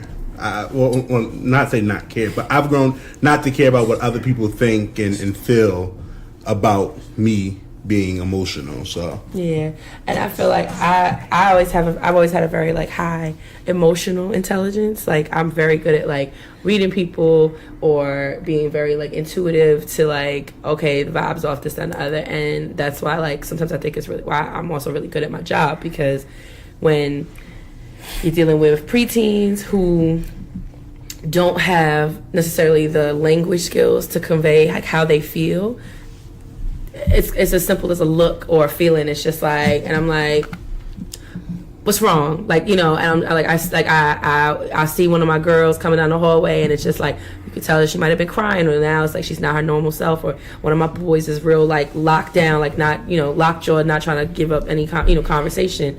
That's when it's like, you know, let me talk to you for a second. Step in, you know, let me pull you to the side, because there's no significant learning that's gonna happen if like you got put out your house over the weekend, and like now you're in the shelter. There's no significant learning that's gonna happen if you and your brother like got in a knockdown drag out fight the night before. Like that's and that's where that type of, I feel like my emotional intelligence comes into play, because I'm like, it's my job to educate you. I'm supposed to teach you chemistry and biology. So I was like, but that's why I feel like what I do is important, and that's why I feel like why I'm good at what I do, because I get to bring a lot of who I am naturally to the table, and it benefits not only me, but it benefits my kids. And so I'm gonna get off the teacher soapbox again, because we're talking about marriage. We're gonna be direct with our questions so we can get through our answers, so you can get through your questions. It's okay.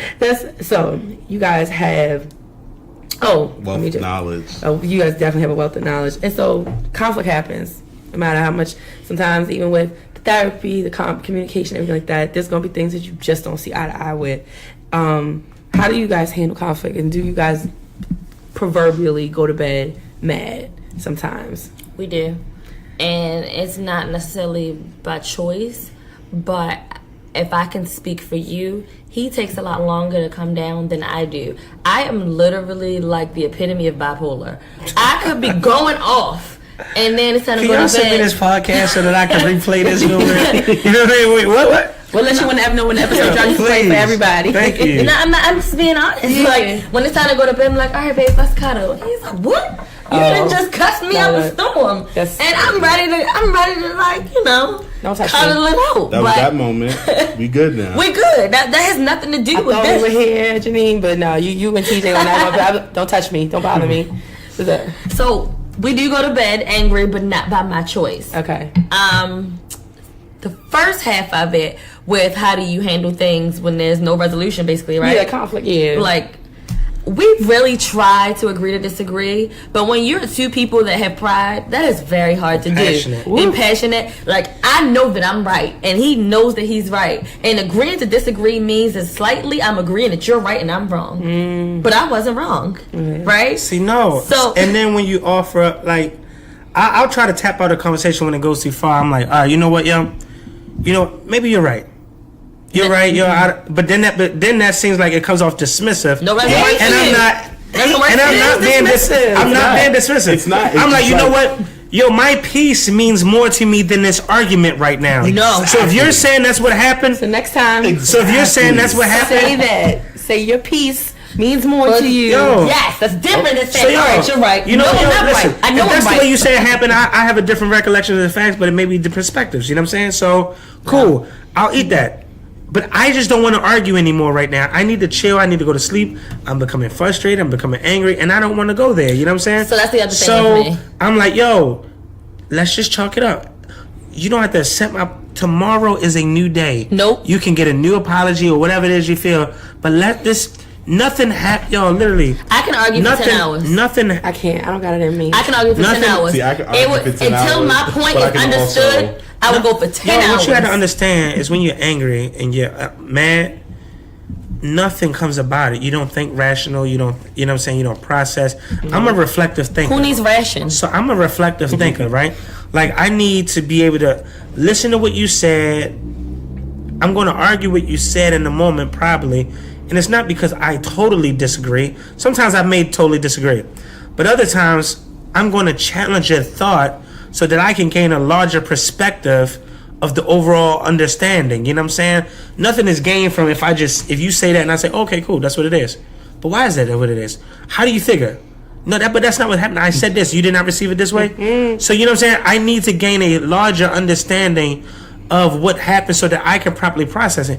And then when you give me my time, I come back and be like, all right, you know what, yo, you know what I'm saying? I didn't see it that way, but I do. I can understand why you feel that, whatever. Let's move accordingly. But if you pressure me in the moment to give you something that I'm not equipped to give you, you know what I'm saying? I'm on spot. You ask me to develop something creative, a marketing plan, whatever, I'll give it to you on the spot. But if you want me to, I have to open up, indulge in my feelings, understand somebody else's perspective, whatever, you know what I'm saying? And that takes time. Mm-hmm. But when you piss me off and I know you're wrong, like, I don't come down so easy. I'm never wrong. You don't know I'm wrong. I need time. You don't know you're wrong. I need time to, like, process it, you know what I'm saying?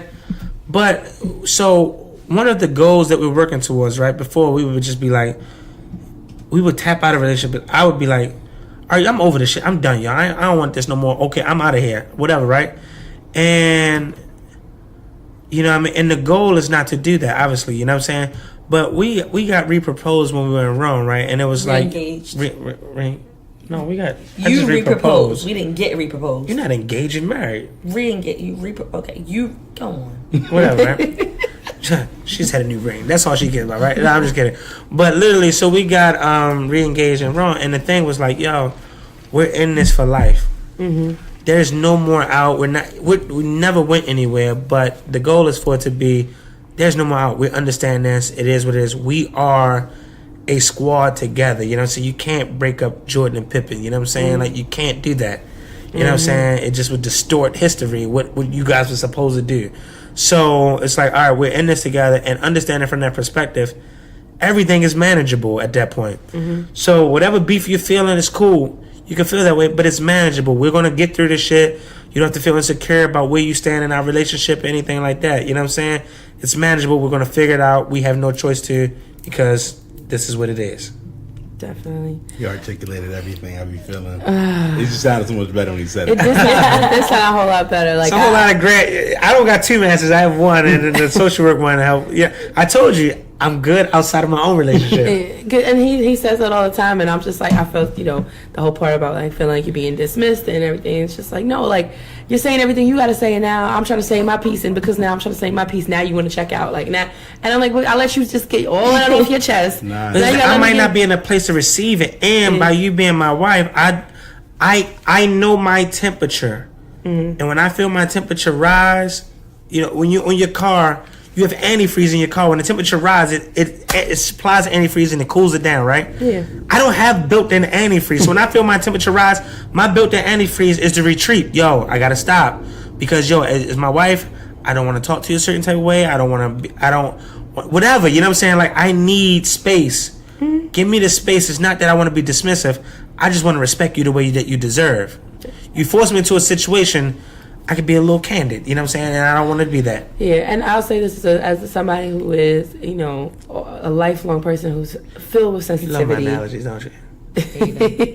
Is as articulate as I might seem now, when I get worked up. You use some big words, man. I'm over here taking notes. Listen, that's one of my strengths. But as articulate as I can be in like my day-to-day conversation, when I get emotional, all that kind of just tongue tied, you know, and then I can't convey myself. Now I'm more frustrated because I can communicate so well at all hours of the day and night, but then when my emotions get the best of me, then I can't even get the words out, which makes me more frustrated. So that's why we are a couple that, even though it's probably more my fault, like we go into bed mad or whatever, because it's like, honestly, sometimes, and it might sound very childlike, sometimes a good night's sleep is like what I need in order to be able to reset. Like I need, like, I'm tired, like kind of like what you said. Yeah. I don't have it in me to go back and forth with you. I don't, like, he can go 10 rounds as far as arguing. I run out of steam real fast. I'm like, I'm just not built for this. And so I'm like, I need to go to bed because that way I can sleep on it, and then I can, like,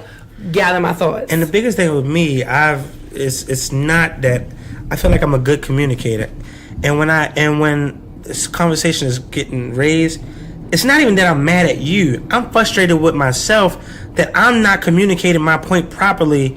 There's a disconnect from what I feel and what I'm saying that you're not receiving. Mm-hmm. So I'm not even mad at you all the time. I'm frustrated at myself that I'm not communicating this in a way. What is it that I'm saying that you're not getting? Mm-hmm. And I'll say it that way, but literally it doesn't mean that you're dumb. It means that, what is it that I'm saying? Like, literally, how can I say this any better? Mm-hmm. I'm frustrated at myself. Mm-hmm. You feel me? Yeah, it's hard. Like, miscommunication, mixed signals, whatever you want to call it, is infuriating because you, like, I mean, again, thinking about it, like, in a childlike way, like, why do little kids throw tantrums? Because they can't communicate. Mm-hmm. And so they get angry because what they want, they can't verbalize it. And it's the same idea, because it's just like, I can't get it. It's the same when kids have trauma, like when they've been sexually abused or abused in some capacity, they might can't admit it, so then they act out in a maladaptive type of way, you know what I'm saying? Absolutely. And it comes out that way. Absolutely. So, but I'm trying to be 2 minutes with your answers. It's all right. But I know I don't want to take too much more of your time. The more the better, because it's the genuineness of the conversation, and with Dani and I coming up with the questions, it's always great to kind of have that 2-minute question, but it turns into 5 minutes, 7 minutes. Because I'm just trying to be respectful of your podcast. No. I know a lot of podcasts. I'm like, you going to cut it? We gotta get through this. Raw. No, that's okay. Yeah, we definitely candid, truthful. Yeah, we definitely go with like the vibe of it. Shush. Oh my gosh. So with parenthood, that kind of made y'all who y'all are as a couple, but then you added another son, mm-hmm. So now it's 3 children mm-hmm. in the pot. How has that changed your outlook on life, and how do y'all focus on each other? So I know you mentioned date night. So can I start this one? Sure. So I'm very curious to hear what you have to say about it.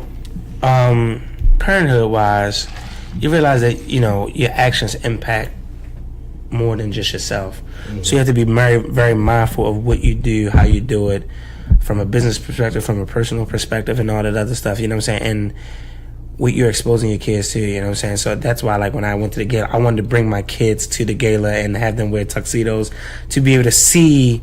They come to all our grand openings and all this other stuff, but I wanted them to see this, you know what I'm saying? So that they become accustomed to this. It becomes second. This is what I'm supposed to do. I'm supposed to get this. I'm supposed to do this. It's not, for me, it was like receiving a Grammy, mm-hmm. But you know what I mean?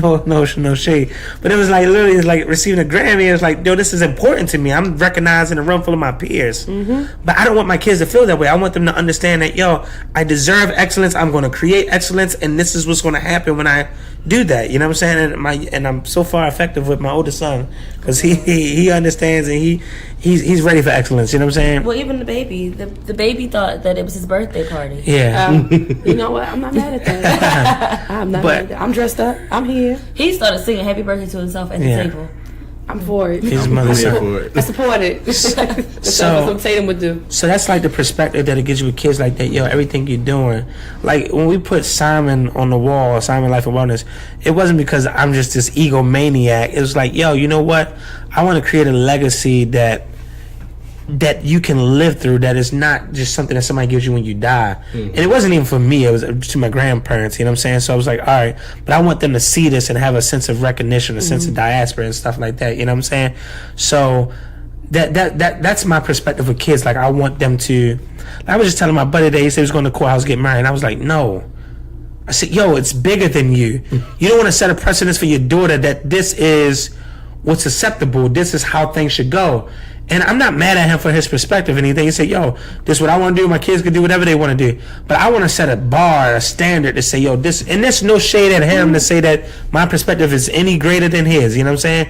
But I was like, yo, I want to set a bar and a standard that this is what you're supposed to do. What was the second part of your question? Because I wanted to really tackle that one. How did you guys, hold on. How do you guys continue to focus on each other? So it's difficult because we have robust careers. You know what I'm saying? Like, for all these years, I've been growing this organization, and I've had to be pulled in all these different ways. I've had meetings, and we had trials, we had tribulations, we had all this other stuff. So now that my schedule is starting to,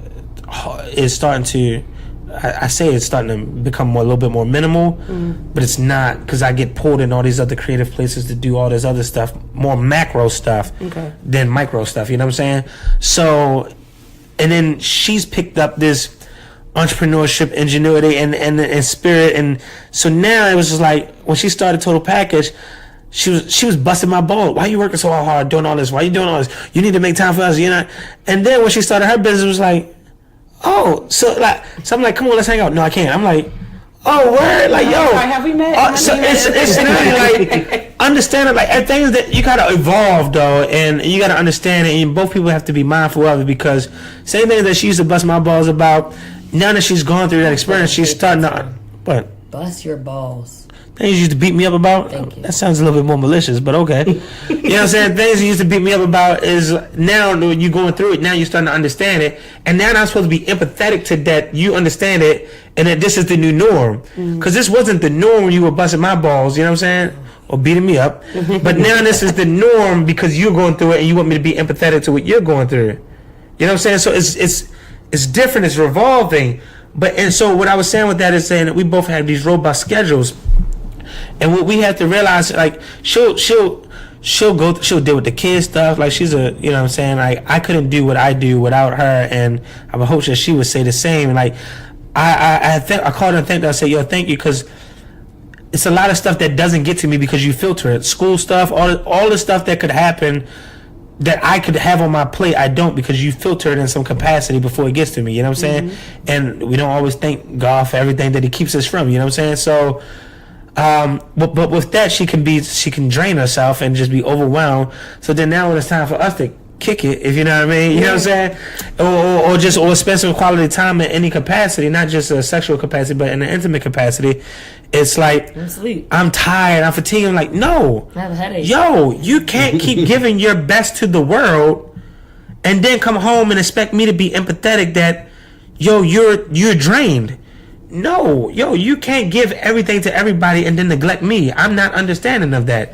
I'm not accepting of that. But I'm guilty because I'll give myself to the world and I'll be Jekyll and Hyde. I'll be real high in the house. Laughing and joking. I come in, I'm being what the world needs me to be and what my organization and business need me to be. And then as soon as I get in the house, I die. And I just need my space and I need my time. And I'm just, you know what I'm saying? But I can't be that person and not come home and perform at the level I need to be as a husband. You know what I'm saying? So with that being, we both had to understand, like, certain things I can't take on because it's going to pull me away mentally and physically from being what I need to be for my wife, and certain things she can't take on because she needs to be who I need to be. You know what I'm saying? You can't burn yourself out all day and then now it's time for us to go out or it's time for us to chill and be in an intimate space. You know what I'm saying? And you dead tired and you expect me to understand, like, maybe in the morning. No, I'm not a leftover. Don't give me leftovers. I need mine when it's cooked. You know what I'm saying? And that's not just from a sexual perspective. No, that's just literally just being present, and that's definitely that. I think that's a really important question that we ask couples that we speak with, because that's kind of like what our narrative has been as of late because of the baby and school and the work and this and the other. And so it is a constant work in progress, and, like, you know, the expectation of the empathy, because, like, okay, you did school, now I'm doing school, so, like, you know what it is. But then also, like you said, like the Jekyll and Hyde, like sometimes TJ will be like, ha ha, everybody, like, you know, he's the the guy, the mayor, like just like everybody knows and loves him, and then when like he hangs up the phone, it's just like I'm done. You know, I get it. So you know what I've learned, and I'm curious to hear what you have to say. But what I've learned, I have a very like robust work life, right? Mm-hmm. So what I've learned is the time block and the schedule, and then not overwhelm my schedule just thinking I could be He-Man for that day. You know what I'm saying? Mm-hmm. So I'll plan these amount of tasks for that day, and then when I can accomplish them, then I'm off. Mm-hmm. Just because I have available time doesn't mean I need to go do something else now. I'm off. So now I'm present to be a father. I'm present to be a husband. Just because that can wait till tomorrow. Mm-hmm. You know what I'm saying? Nothing burns down in a day. When you say yes to something, you're saying no to something else. So if I say yes to entertaining a meeting, or if I say yes to going somewhere, whatever, I'm saying no to something that's meaningful to me as well. You know what I'm saying? Makes sense. So that's kind of how I view it. I'm curious, you know? So what I have tried to do, and I can't say that I'm the most perfect at it, but I try to, it's similar to time blocking, but I make time for each thing and I don't let any other thing interfere with the other. So if I'm with the kids, there's no emails, there's no watching TV, there's no social media, there's no him, to be honest, unless we're doing it together. It's just their time. And then if it's him, see, it's a little difficult because if the kids are awake, I can't only focus on him. So I have to kind of give him his time if they're away with grandma or if they're asleep, right? But then if I'm working, I have to also acknowledge, okay, I need you to go with the nanny.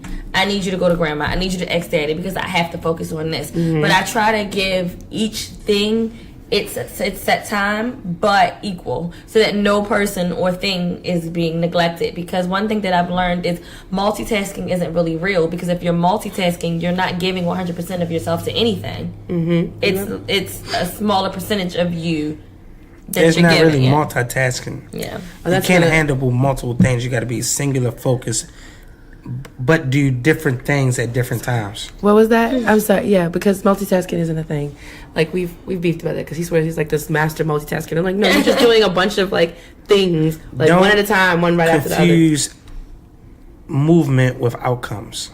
You could be moving a lot, you could be doing a lot, but you might not be achieving a lot. You know what I'm saying? Yeah, I'm definitely a one trick pony. I don't even pretend like I'm a good multitasker. I just gotta I have to put the blinders on. Like I gotta focus on something, and then I'm like, okay, I can move to the next thing. But you need to expand out there because some things need to work collaboratively together. Yeah, you're right, and I do try, but I know that I get that sense of overwhelm if I feel like I'm starting to do too much, and then I tend to be a person who will stick their head in the sand and be like, it's all too much. I need to, I'm checking out. Yeah, and I don't have that luxury with everything that has to get done. Like, you know, because the bulk of my life is things that are have hard deadlines. Mm-hmm. So, yeah, you know, but we're gonna start to switch gears a little bit. We're gonna start to take this elevator down. No, not down. But we're just switching gears to now. We talked about the relationships. We talked about the personal.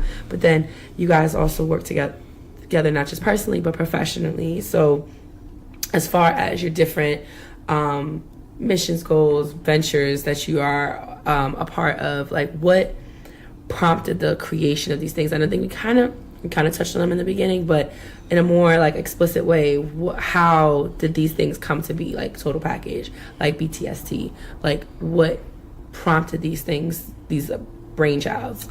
So he started BTST before we were together, but it wasn't to the magnitude of where it is now. Why did you feel like that? What you want to say it wasn't to the magnitude because of you? No. I was more it was in its infancy. I was just messing with her. Lord. Anyway, it wasn't. Sorry, but for me, but when he met me, it grew. But no, it wasn't to this magnitude. So you done threw me all off of my point. I can't speak for basically where it was birthed for you per se, but I can say that while we were together, in real talk, I did kind of motivate you, like, because he kept doing these partnerships, right? Oh, well, I can just tag on to this person and we can utilize it. And I'm like, no. You have a brain, and your brain is pretty much probably able to outsmart anybody that you're working with. Why at this point are you not just utilizing your own skill set and doing it yourself? So after I think enough of me saying that, he started to step outside of that a little bit. But I will let him expand upon BTST on his own because that's not really, like, I really am like the sidekick, or was. I've retired from BTSD, by the way. Got it. But that wasn't like my cape to wear. For me, though, with Total Package and Unwrapped, it's a little difficult, but when I was pregnant with Christian, which is our youngest son, and I'm going to try to make this as quick as possible, even though it's not a quick story, he was really in a hard place with the agency because one of the partnerships went bad. And he knew at that moment it was either sink or swim. So he went into survival mode at the same time that I was trying to survive a pregnancy, which is not easy. So I didn't feel that I was properly being supported, which then turns to nagging, right? So nag, argue, didn't work out, and we ended up separating. Not while I was pregnant, but 3 months after the baby was born. That was super tough. But, and this is maybe the first time I've ever actually admitted this, but it may have been that you needed me back. No, it may have been the best thing, and I can't say necessarily the best. Whoa! But the best. Yo, do you know how many times of counseling I've actually said this? Yo, but the best thing. Yo, this is literally a revelation for your show right here. Let me finish. I swear to God. All right, let's see. One of the better things for me, because I learned that I could survive without him, and it may sound harsh. But it was a reality that I needed to understand because I met him, got pregnant, all these things happened at 23. I lived on my own for a month. I hadn't experienced all these things, so the codependency was real. I couldn't function without him. If I thought he was leaving me, I was crumbling. And then he left, and I crumbled, And I had to really build myself back up and understand that you can't allow yourself to base who you are off of tangible things that can be taken away, and that's children, that's careers, that's husbands. All these things are things that you may love with your whole heart, but in the blink of an eye, any of those things can be taken away, so that doesn't make who you are. So in that process, I started realizing that I needed a job because I wasn't going to keep coming to work at BTSC and looking at him every day. And I just kept trying to figure out who I was. I was a good dude doing the midst of all of that. No, I'm not saying that you weren't. This is not about you. Respect with my name and So I say all that to say that in the process, I also felt alone. Most married people act like their marriage is perfect.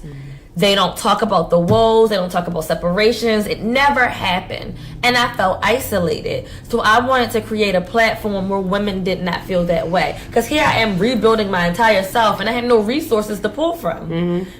So I came up with the acronym MILFs, and it was Moguls, Intimacy, Lifestyle, Fitness, and Singles. And I wanted something that women could relate to on every level, no matter where they were in life. So if that thing that you're basing yourself off of crumbles, you still know who you are, and these are the categories to help you figure it out. Got it. So that's where it came from. And then Unwrapped was kind of like the outlet verbally, because sometimes reading things is not the same as hearing it. So we could have that candid conversation, and you could kind of unwrap from the total package aspect of it. So in a nutshell, that is kind of where my project's birthed from.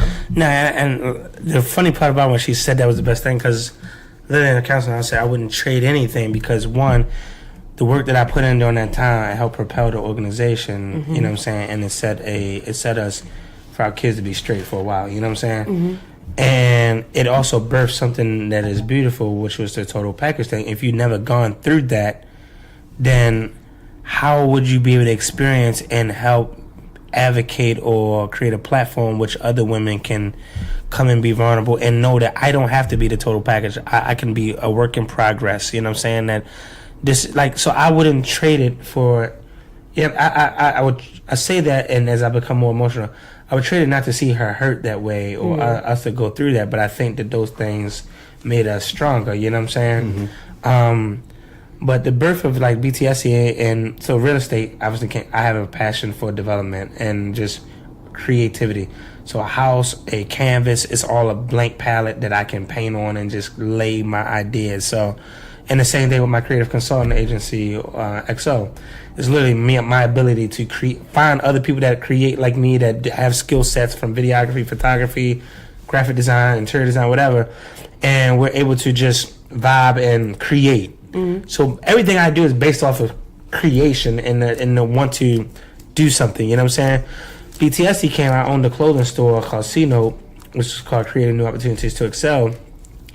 And we wound up sponsoring, any service business, it was slow at times or whatever. And that's how I wound up working in the group home on the side and all this other stuff.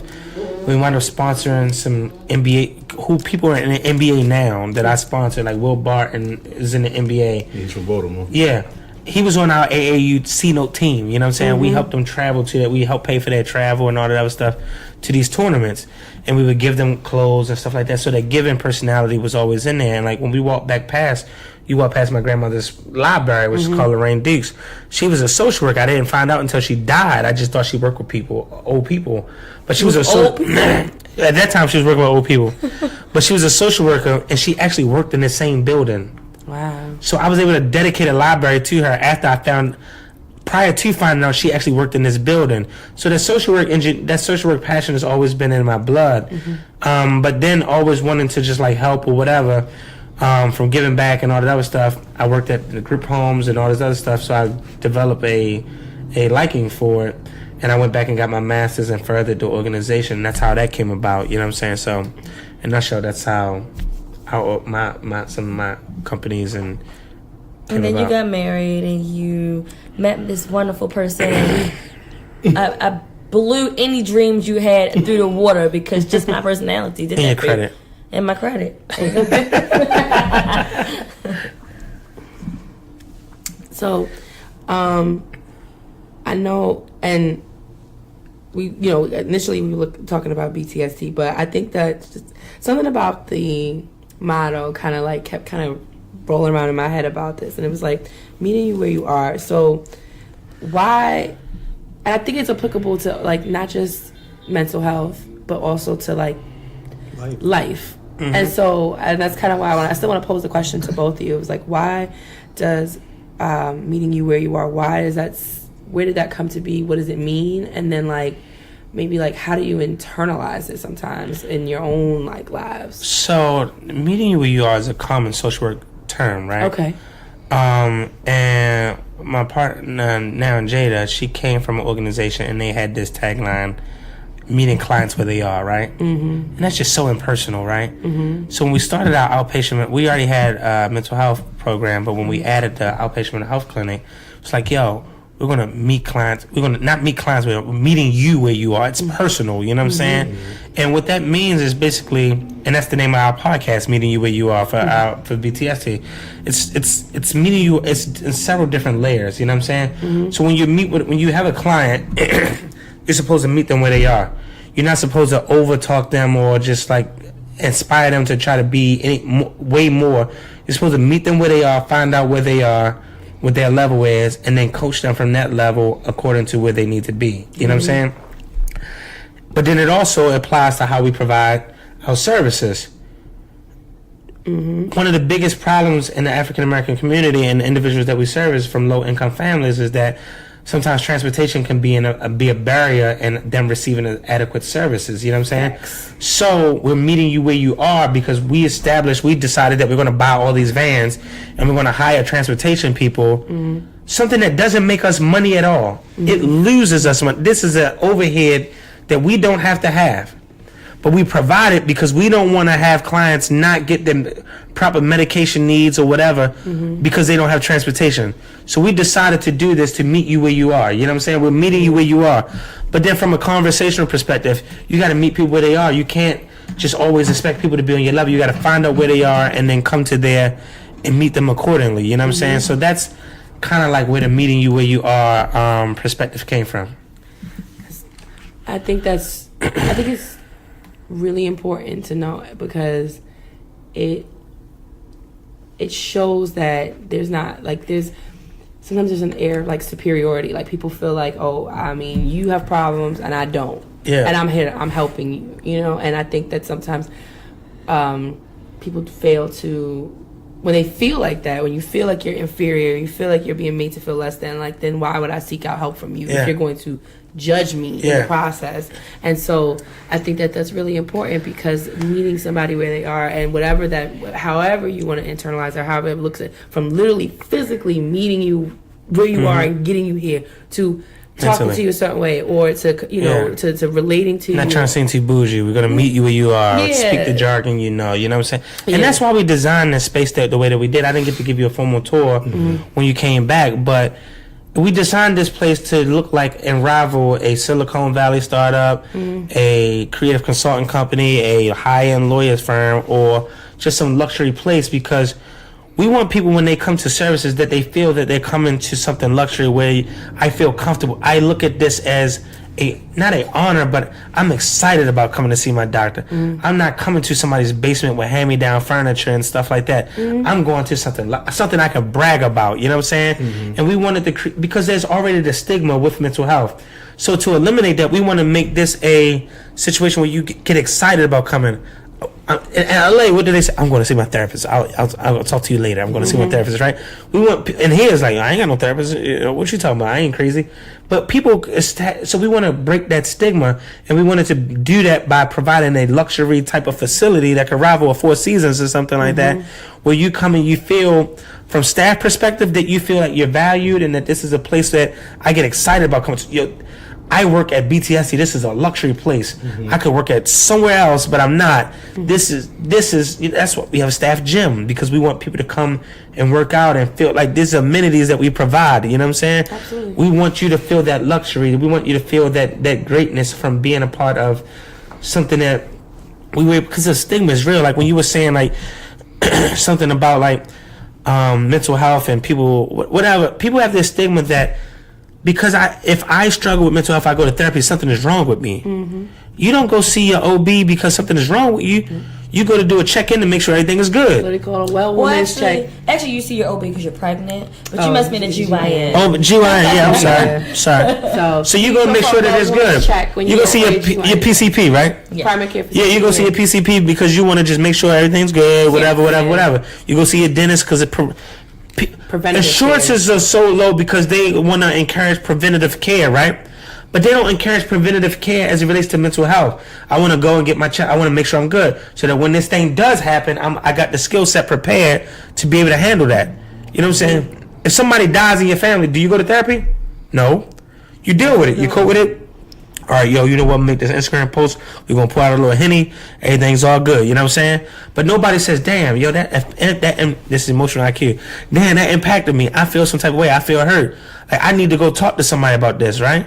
If you go through a breakup or a bad relationship, some people are like, man, that chick was crazy, man. I ain't fucking with her no more. Yeah, I'm going to get somebody to understand me. Delete all their pictures. Yeah, I'm going to get somebody to understand me better, right? But you're not going to look like, dang, yo, I was impacted by this. This really hurt me, you know what I'm saying? Or what was it that I could have did better?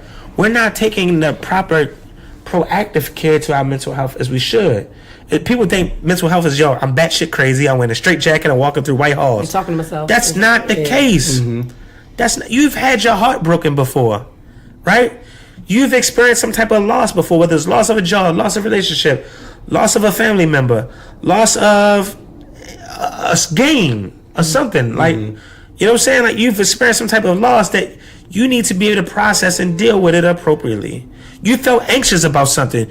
You might have felt anxious, no shade. You might have felt anxious about walking down the aisle or whatever. You might feel anxious when you come into your classroom the first day, you meeting a whole bunch of new students or whatever. You might feel anxious about meeting somebody new in your podcast. How is it going to be received? Whatever. You know what I'm saying? So literally, anxiousness is a true feeling. And that shouldn't be something that I feel like I'm crazy. It feels like, yo, this is a normal feeling. If you cut your finger, you break your arm, you don't think twice about going to the hospital. Nope. Why do you think twice about coming for mental health services? I understand. And what I'll say, sorry to overtalk your podcast and make this a meeting where you are podcast. This is I just get passionate when I talk about my stuff. I mean, listen, the way you talk about that is the way I feel like I talk about when I'm talking about like teaching and my kids and stuff like that, because I am so passionate about it. But before Janeen falls out, because she's a little warm, because she's so hot. She is sitting next to me though. What should you expect? Oh my, you know, I can appreciate the confidence. Sweater. Yeah, you are. It's still because it's October, but it's definitely not October weather. I was expecting to be indoor with air conditioning that worked. Ooh. BTSD. So this is first time she's come to work in like 6 months, and she this is going to be kind of our putting a nice little pretty bow on this wonderful conversation that we've been having. We really appreciate this you guys. This is dope. You guys, work to past tense in the mental health industry, but it's still, you guys obviously work together on a lot of projects, and even still you have a platform or projects that deal with addressing women and giving them safe spaces for being independent of the other relationships in their lives and the things that define us oftentimes as wives and mothers, and then also a safe space, for them to put their guards down. And then obviously you run your core passion outside of real estate is mental health. What I sometimes experience as a teacher working 10 minutes from here with the kids that I deal with is that it's really hard to not take on the burdens or the stress or the anxiety or the problems that the people that you work with are experiencing, because it's natural. It's human nature. I feel like for many of us to feel like, I come home all the time, and today, our days are very different. Like, from where he works, I've always got a story. There's a fight. There's a this. I had to do a CPS report. And I'm like, I've got all this stuff going around in my head, and I'm like pouring it out on him. And it's almost like this secondhand trauma. So that's something I've kind of like learned about more recently. And my question, to kind of not be so long-winded, is like, how do you guys as individuals and as maybe as a couple take care of your own mental health when you're trying to help so many other people, when you're in these like service industries basically? How do you guys make sure that you are centered? So, you mind if I'll try to keep it concise, which is hard for me to do at times. And in 10 seconds or less. I can't even, whatever. But when you're in the airplane, right? Mm-hmm. When you get on, they give you your safety instructions. They say, make sure you secure your mask before you put somebody else's on, right? Yep. You have to apply that same thing to your life. You want to always help everybody else. You want to do this, you want to do that, you want to do that. But you have to secure your own mask. So, like, literally, you have to make sure that you're good, because if you're helping everyone else and you're not helping yourself, you're not really a help to them. You know what I'm saying? You got to make sure that you're good so that you can help everyone else. Self-care. So, and I'm the king of this. Janeen sometimes can have a different, she'll struggle with this, she'll burn herself out, whatever. But when my time off, I'm off. If I'm chilling, I'm chilling. You know what I'm saying? Like, I'm not doing nothing else. The kids could be screaming, I'm chilling, I'm in my vibe, you know what I'm saying? As long as they're good, as long as they're screaming, I know they're alive, right? That's one way to look at it. I like the logic. But no, like, literally, that's pushing it, you know what I'm saying? I just want to make sure CPS is not listening. Don't get the people called on us. Yeah. But literally, you know what I mean? I try to take my time. On my days, I'll get in my vibe. I'm not going to let anything else overwhelm me. I'm going to just take it easy, you know what I mean? Mm-hmm. So, and then we, like the vacation. We like to find things that we like to do together. So we like to vacation. We like to do these other things. And we're blessed that we have a nanny as well. So some of the burdens is not like, we have a filter between these things, you know what I'm saying? We went to Europe for like 3 weeks, and with the kids, and that was like, bro, like, literally, that's a long time to be with anybody. I told her we were going to book separate rooms every 4 days just so we could have our time to ourselves. I was serious, we didn't do it, but it would have been helpful, you know what I'm saying? So, but you have to make time for yourself. So here's the thing, in short, you got to make time for everyone, you got to make time for y'all, and you got to make time for you. You can't neglect neither one of those, because you're a person outside of any one of those relationships. Mm-hmm. So you have to make time for you. Whatever time that is, you have to do it, whether it's in the shower, whether it's out, whether it's with your, I was about to say with your buddies, but that's your buddy time. You need time to reflectively think on you. Then you need times with your guys and girls. Mm-hmm. Then you need time together. You know what I'm saying? If you maintain an equal balance of those, but then also counseling. Mm-hmm.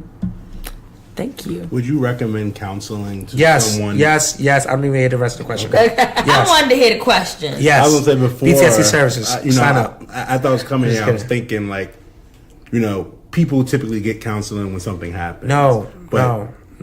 Being proactive. Yes. So we started counseling when we went through the separation. Mm-hmm. You know what I'm saying? We had to literally, the first thing was, I was opposed to the counseling at the time. Mm-hmm. And she made us really sit down and figure out, do you want to do this? And then when we had decided and agreed that we want to do this, we decided to continue to do counseling. Now, we've been back together for a significant amount of time now, you know what I'm saying? But we still go consistently. She goes by herself, I go by myself, we go together. You know what I'm saying? So I would recommend it for anybody. You you don't go get an oil change when your engine is fucking stopped working. You know what I'm saying? You get an oil change consistently so that it runs better. You know what I'm saying? Got you. You don't get a brakes change when it's grind. Well, you don't pay your phone bill when it cuts off, right? You want to pay it. I did. Some people want to get the little message like, oh shit. I did. All right, there we go. I know that's how I know it's due. When it cut off, I'm like, oh shit, all right, phone bill due. You know what I'm saying? But good company with that one. But real talk, these preventative things that you do is supposed to keep you from doing these things. You go get what is it called when you get your breast check? A mammogram. A mammogram. And you know nothing about women's health. I do know it. I just didn't know the formal terms. Right. You know what I'm saying? You do that too. You don't go do that when you have breast cancer. You do it to prevent it. Same thing. Definitely. That was 20 seconds. I forgot the question. Just how do you make sure that your mental health is straight? Yes. So that way you could be.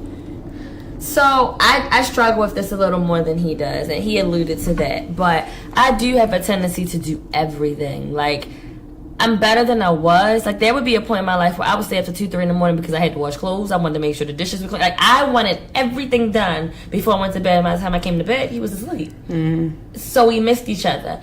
I'm not that bad. I've learned to put certain things off, and then I've also hired help. I've learned that if I can afford to have help, I'm going to do it. Yes. I also automate whatever I can. So if it's bills that can be automated, whatever I can take off of my plate and it's automated, I do that. So therefore, there's some sort of mental space left for me to then use towards us or myself or whatever that time is. Why are you looking at me? Because you said left. I get what's left. You're right. I just said it, actually. See, I'm still working on it. Yeah. But I mean, it's a struggle. It is. And I can say that, honestly, the struggle comes from being raised by a single mother that had to do everything. Yeah. There was no one else in the house, so it was her. And I watched her do 10,000 things a day. And I just mimicked it. And then when I became an adult, I thought that was normal. And that's what mothers do. But that's only what mothers do when they don't have a father in the home to help. So it's a constant struggle, you know, but... Yeah, and even with the, help, it's still a lot. And so I totally understand, and I agree. I think that's really a great way to kind of end it off. It's like self-care matters, and like making sure that you have that time for yourself, for your friends, those relationships, and then your marital, your romantic relationship too, because they're all equally significant and important in keeping you sane, keeping you, in grounded and not, I don't know, other things, going off the deep end or something like that. Like, just because it's super important. I know I'm definitely a work in progress right, I think we all are, though. I think this has been the hardest time of my life. That's all. I mean, it definitely. I mean, it's been hard for both of us, though. It has, absolutely. It's trying to grow and see things, and at least for me, like, I have to be like, am I being petty? Am I being not supportive? Could I have handled the situation differently? Could I have said things differently? And we continue to grow, and that's important. With us doing the podcast, I wanted to be open. I wanted to be able, because people see us and they're like, "Yeah, high school sweethearts. Everything is that's so is amazing." Right. We get the awe, and I'm like, "This is work." That's what we did with relationship goals. And if you look at the relationship goals emblem or the logo, there's a line through goals. It's like, because people be like, hashtag Chris and Janeen relationship goals, like whatever. They're like, it's a line through goals. Like, yo, this is. Like, goals is, don't let these pictures fool you. Not ours, but other people's. It's a picture. You're supposed perfect. To smile. But literally, you know what I'm saying? It's a very, like, what you don't post the ugly selfies. Yeah, like, what you put out there is such a small percentage of what really goes on. Everybody sees the outcome, but no one sees the work that you put into it. They just see I respect you guys and what you created in the platform for couples. You know what I'm saying? This is a great time. I'm glad y'all enjoyed it. I'm glad. I had fun. I sweated to death, but that's we appreciate you. We appreciate you sweating through the show. If she wouldn't have quit, we could have. I retired. Well, you know what? We're gonna wrap this up. Put a little, like I said, like a nice bow on it. We want to thank you guys so much for taking the time out to speak with us. Thank you for having me. And I think that it's really insightful to hear other couples, because you guys said things that, like, I'm like, oh yeah, me and Janeen on the same page, and I'm like, actually no, and then me and Chris got something in common, like, and it's just like it's. And like we keep the Chris bandwagon and like, it's giving inches, he's taking miles now. Like, but and then like TJ and I like look at each other because we're like, damn, that's exactly what we be going through, or like that's yes. Ain't it funny to see other couples do that and you be like, damn, we ain't that much different. Like, it makes you feel. It makes me feel better anyway. Yeah. Like, okay, it's not just me. Like, see, like you feel like you feel a little less crazy because we don't always talk together or as couples, because they say what's in the house stays in the house and stuff like that, and you don't want to, and everybody doesn't have to know everything, but it's important to talk about it because you feel a little less lonely or a little less crazy, mm-hmm. and then you can move forward from that. And sometimes as difficult as it is, sometimes it's a lot easier sometimes, or easier pill to swallow, to hear it from someone else than the person that you're kind of going at it with. And that's literally why we named the show Lovers Quarrel, because it's just like sometimes we love each other, but we beef about stuff. Like we just we have fundamentally different ideas about things, and we go back and forth about it, but we also still like respect each other and love each other. So thank you for having us, guys. We're glad. Next you gotta have us over for dinner. Yes. He's a better cook than I am, so he's gonna make the food and I'll clean up. I do dish. I'm on dish duty. All right. So I just want to meet Tatum. Oh yes. They can have a play date. They can hang out with everybody. Oh yes. That'd be fun. She's a whole lot. But we just, again, to our listeners, we want to thank you guys for sticking with us. We hope you enjoy. If y'all want to leave y'all like IG, I'm sorry. websites. I'm jumping the gun. Of course. Where can they find y'all? So you can find us at www.btstservices.com, www.tpthemag.com, and then my Instagram is at Janeen Adore, and his is at C_rock. Like Ciroc, but really just C_rock. It's not like Ciroc. Picking up what you're putting down. C_C. And we'll be sure to put inside the show notes so y'all can follow them and see this beautiful couple. Thank you. As they go through life. All right. That was fun. So, as always, this has been another episode of Lovers Quarrel, and I am your girl, Dani. And I'm your guy, TJ. And as always, we fuss. We fight, but we love. Bye. I'm not going. But I won. Just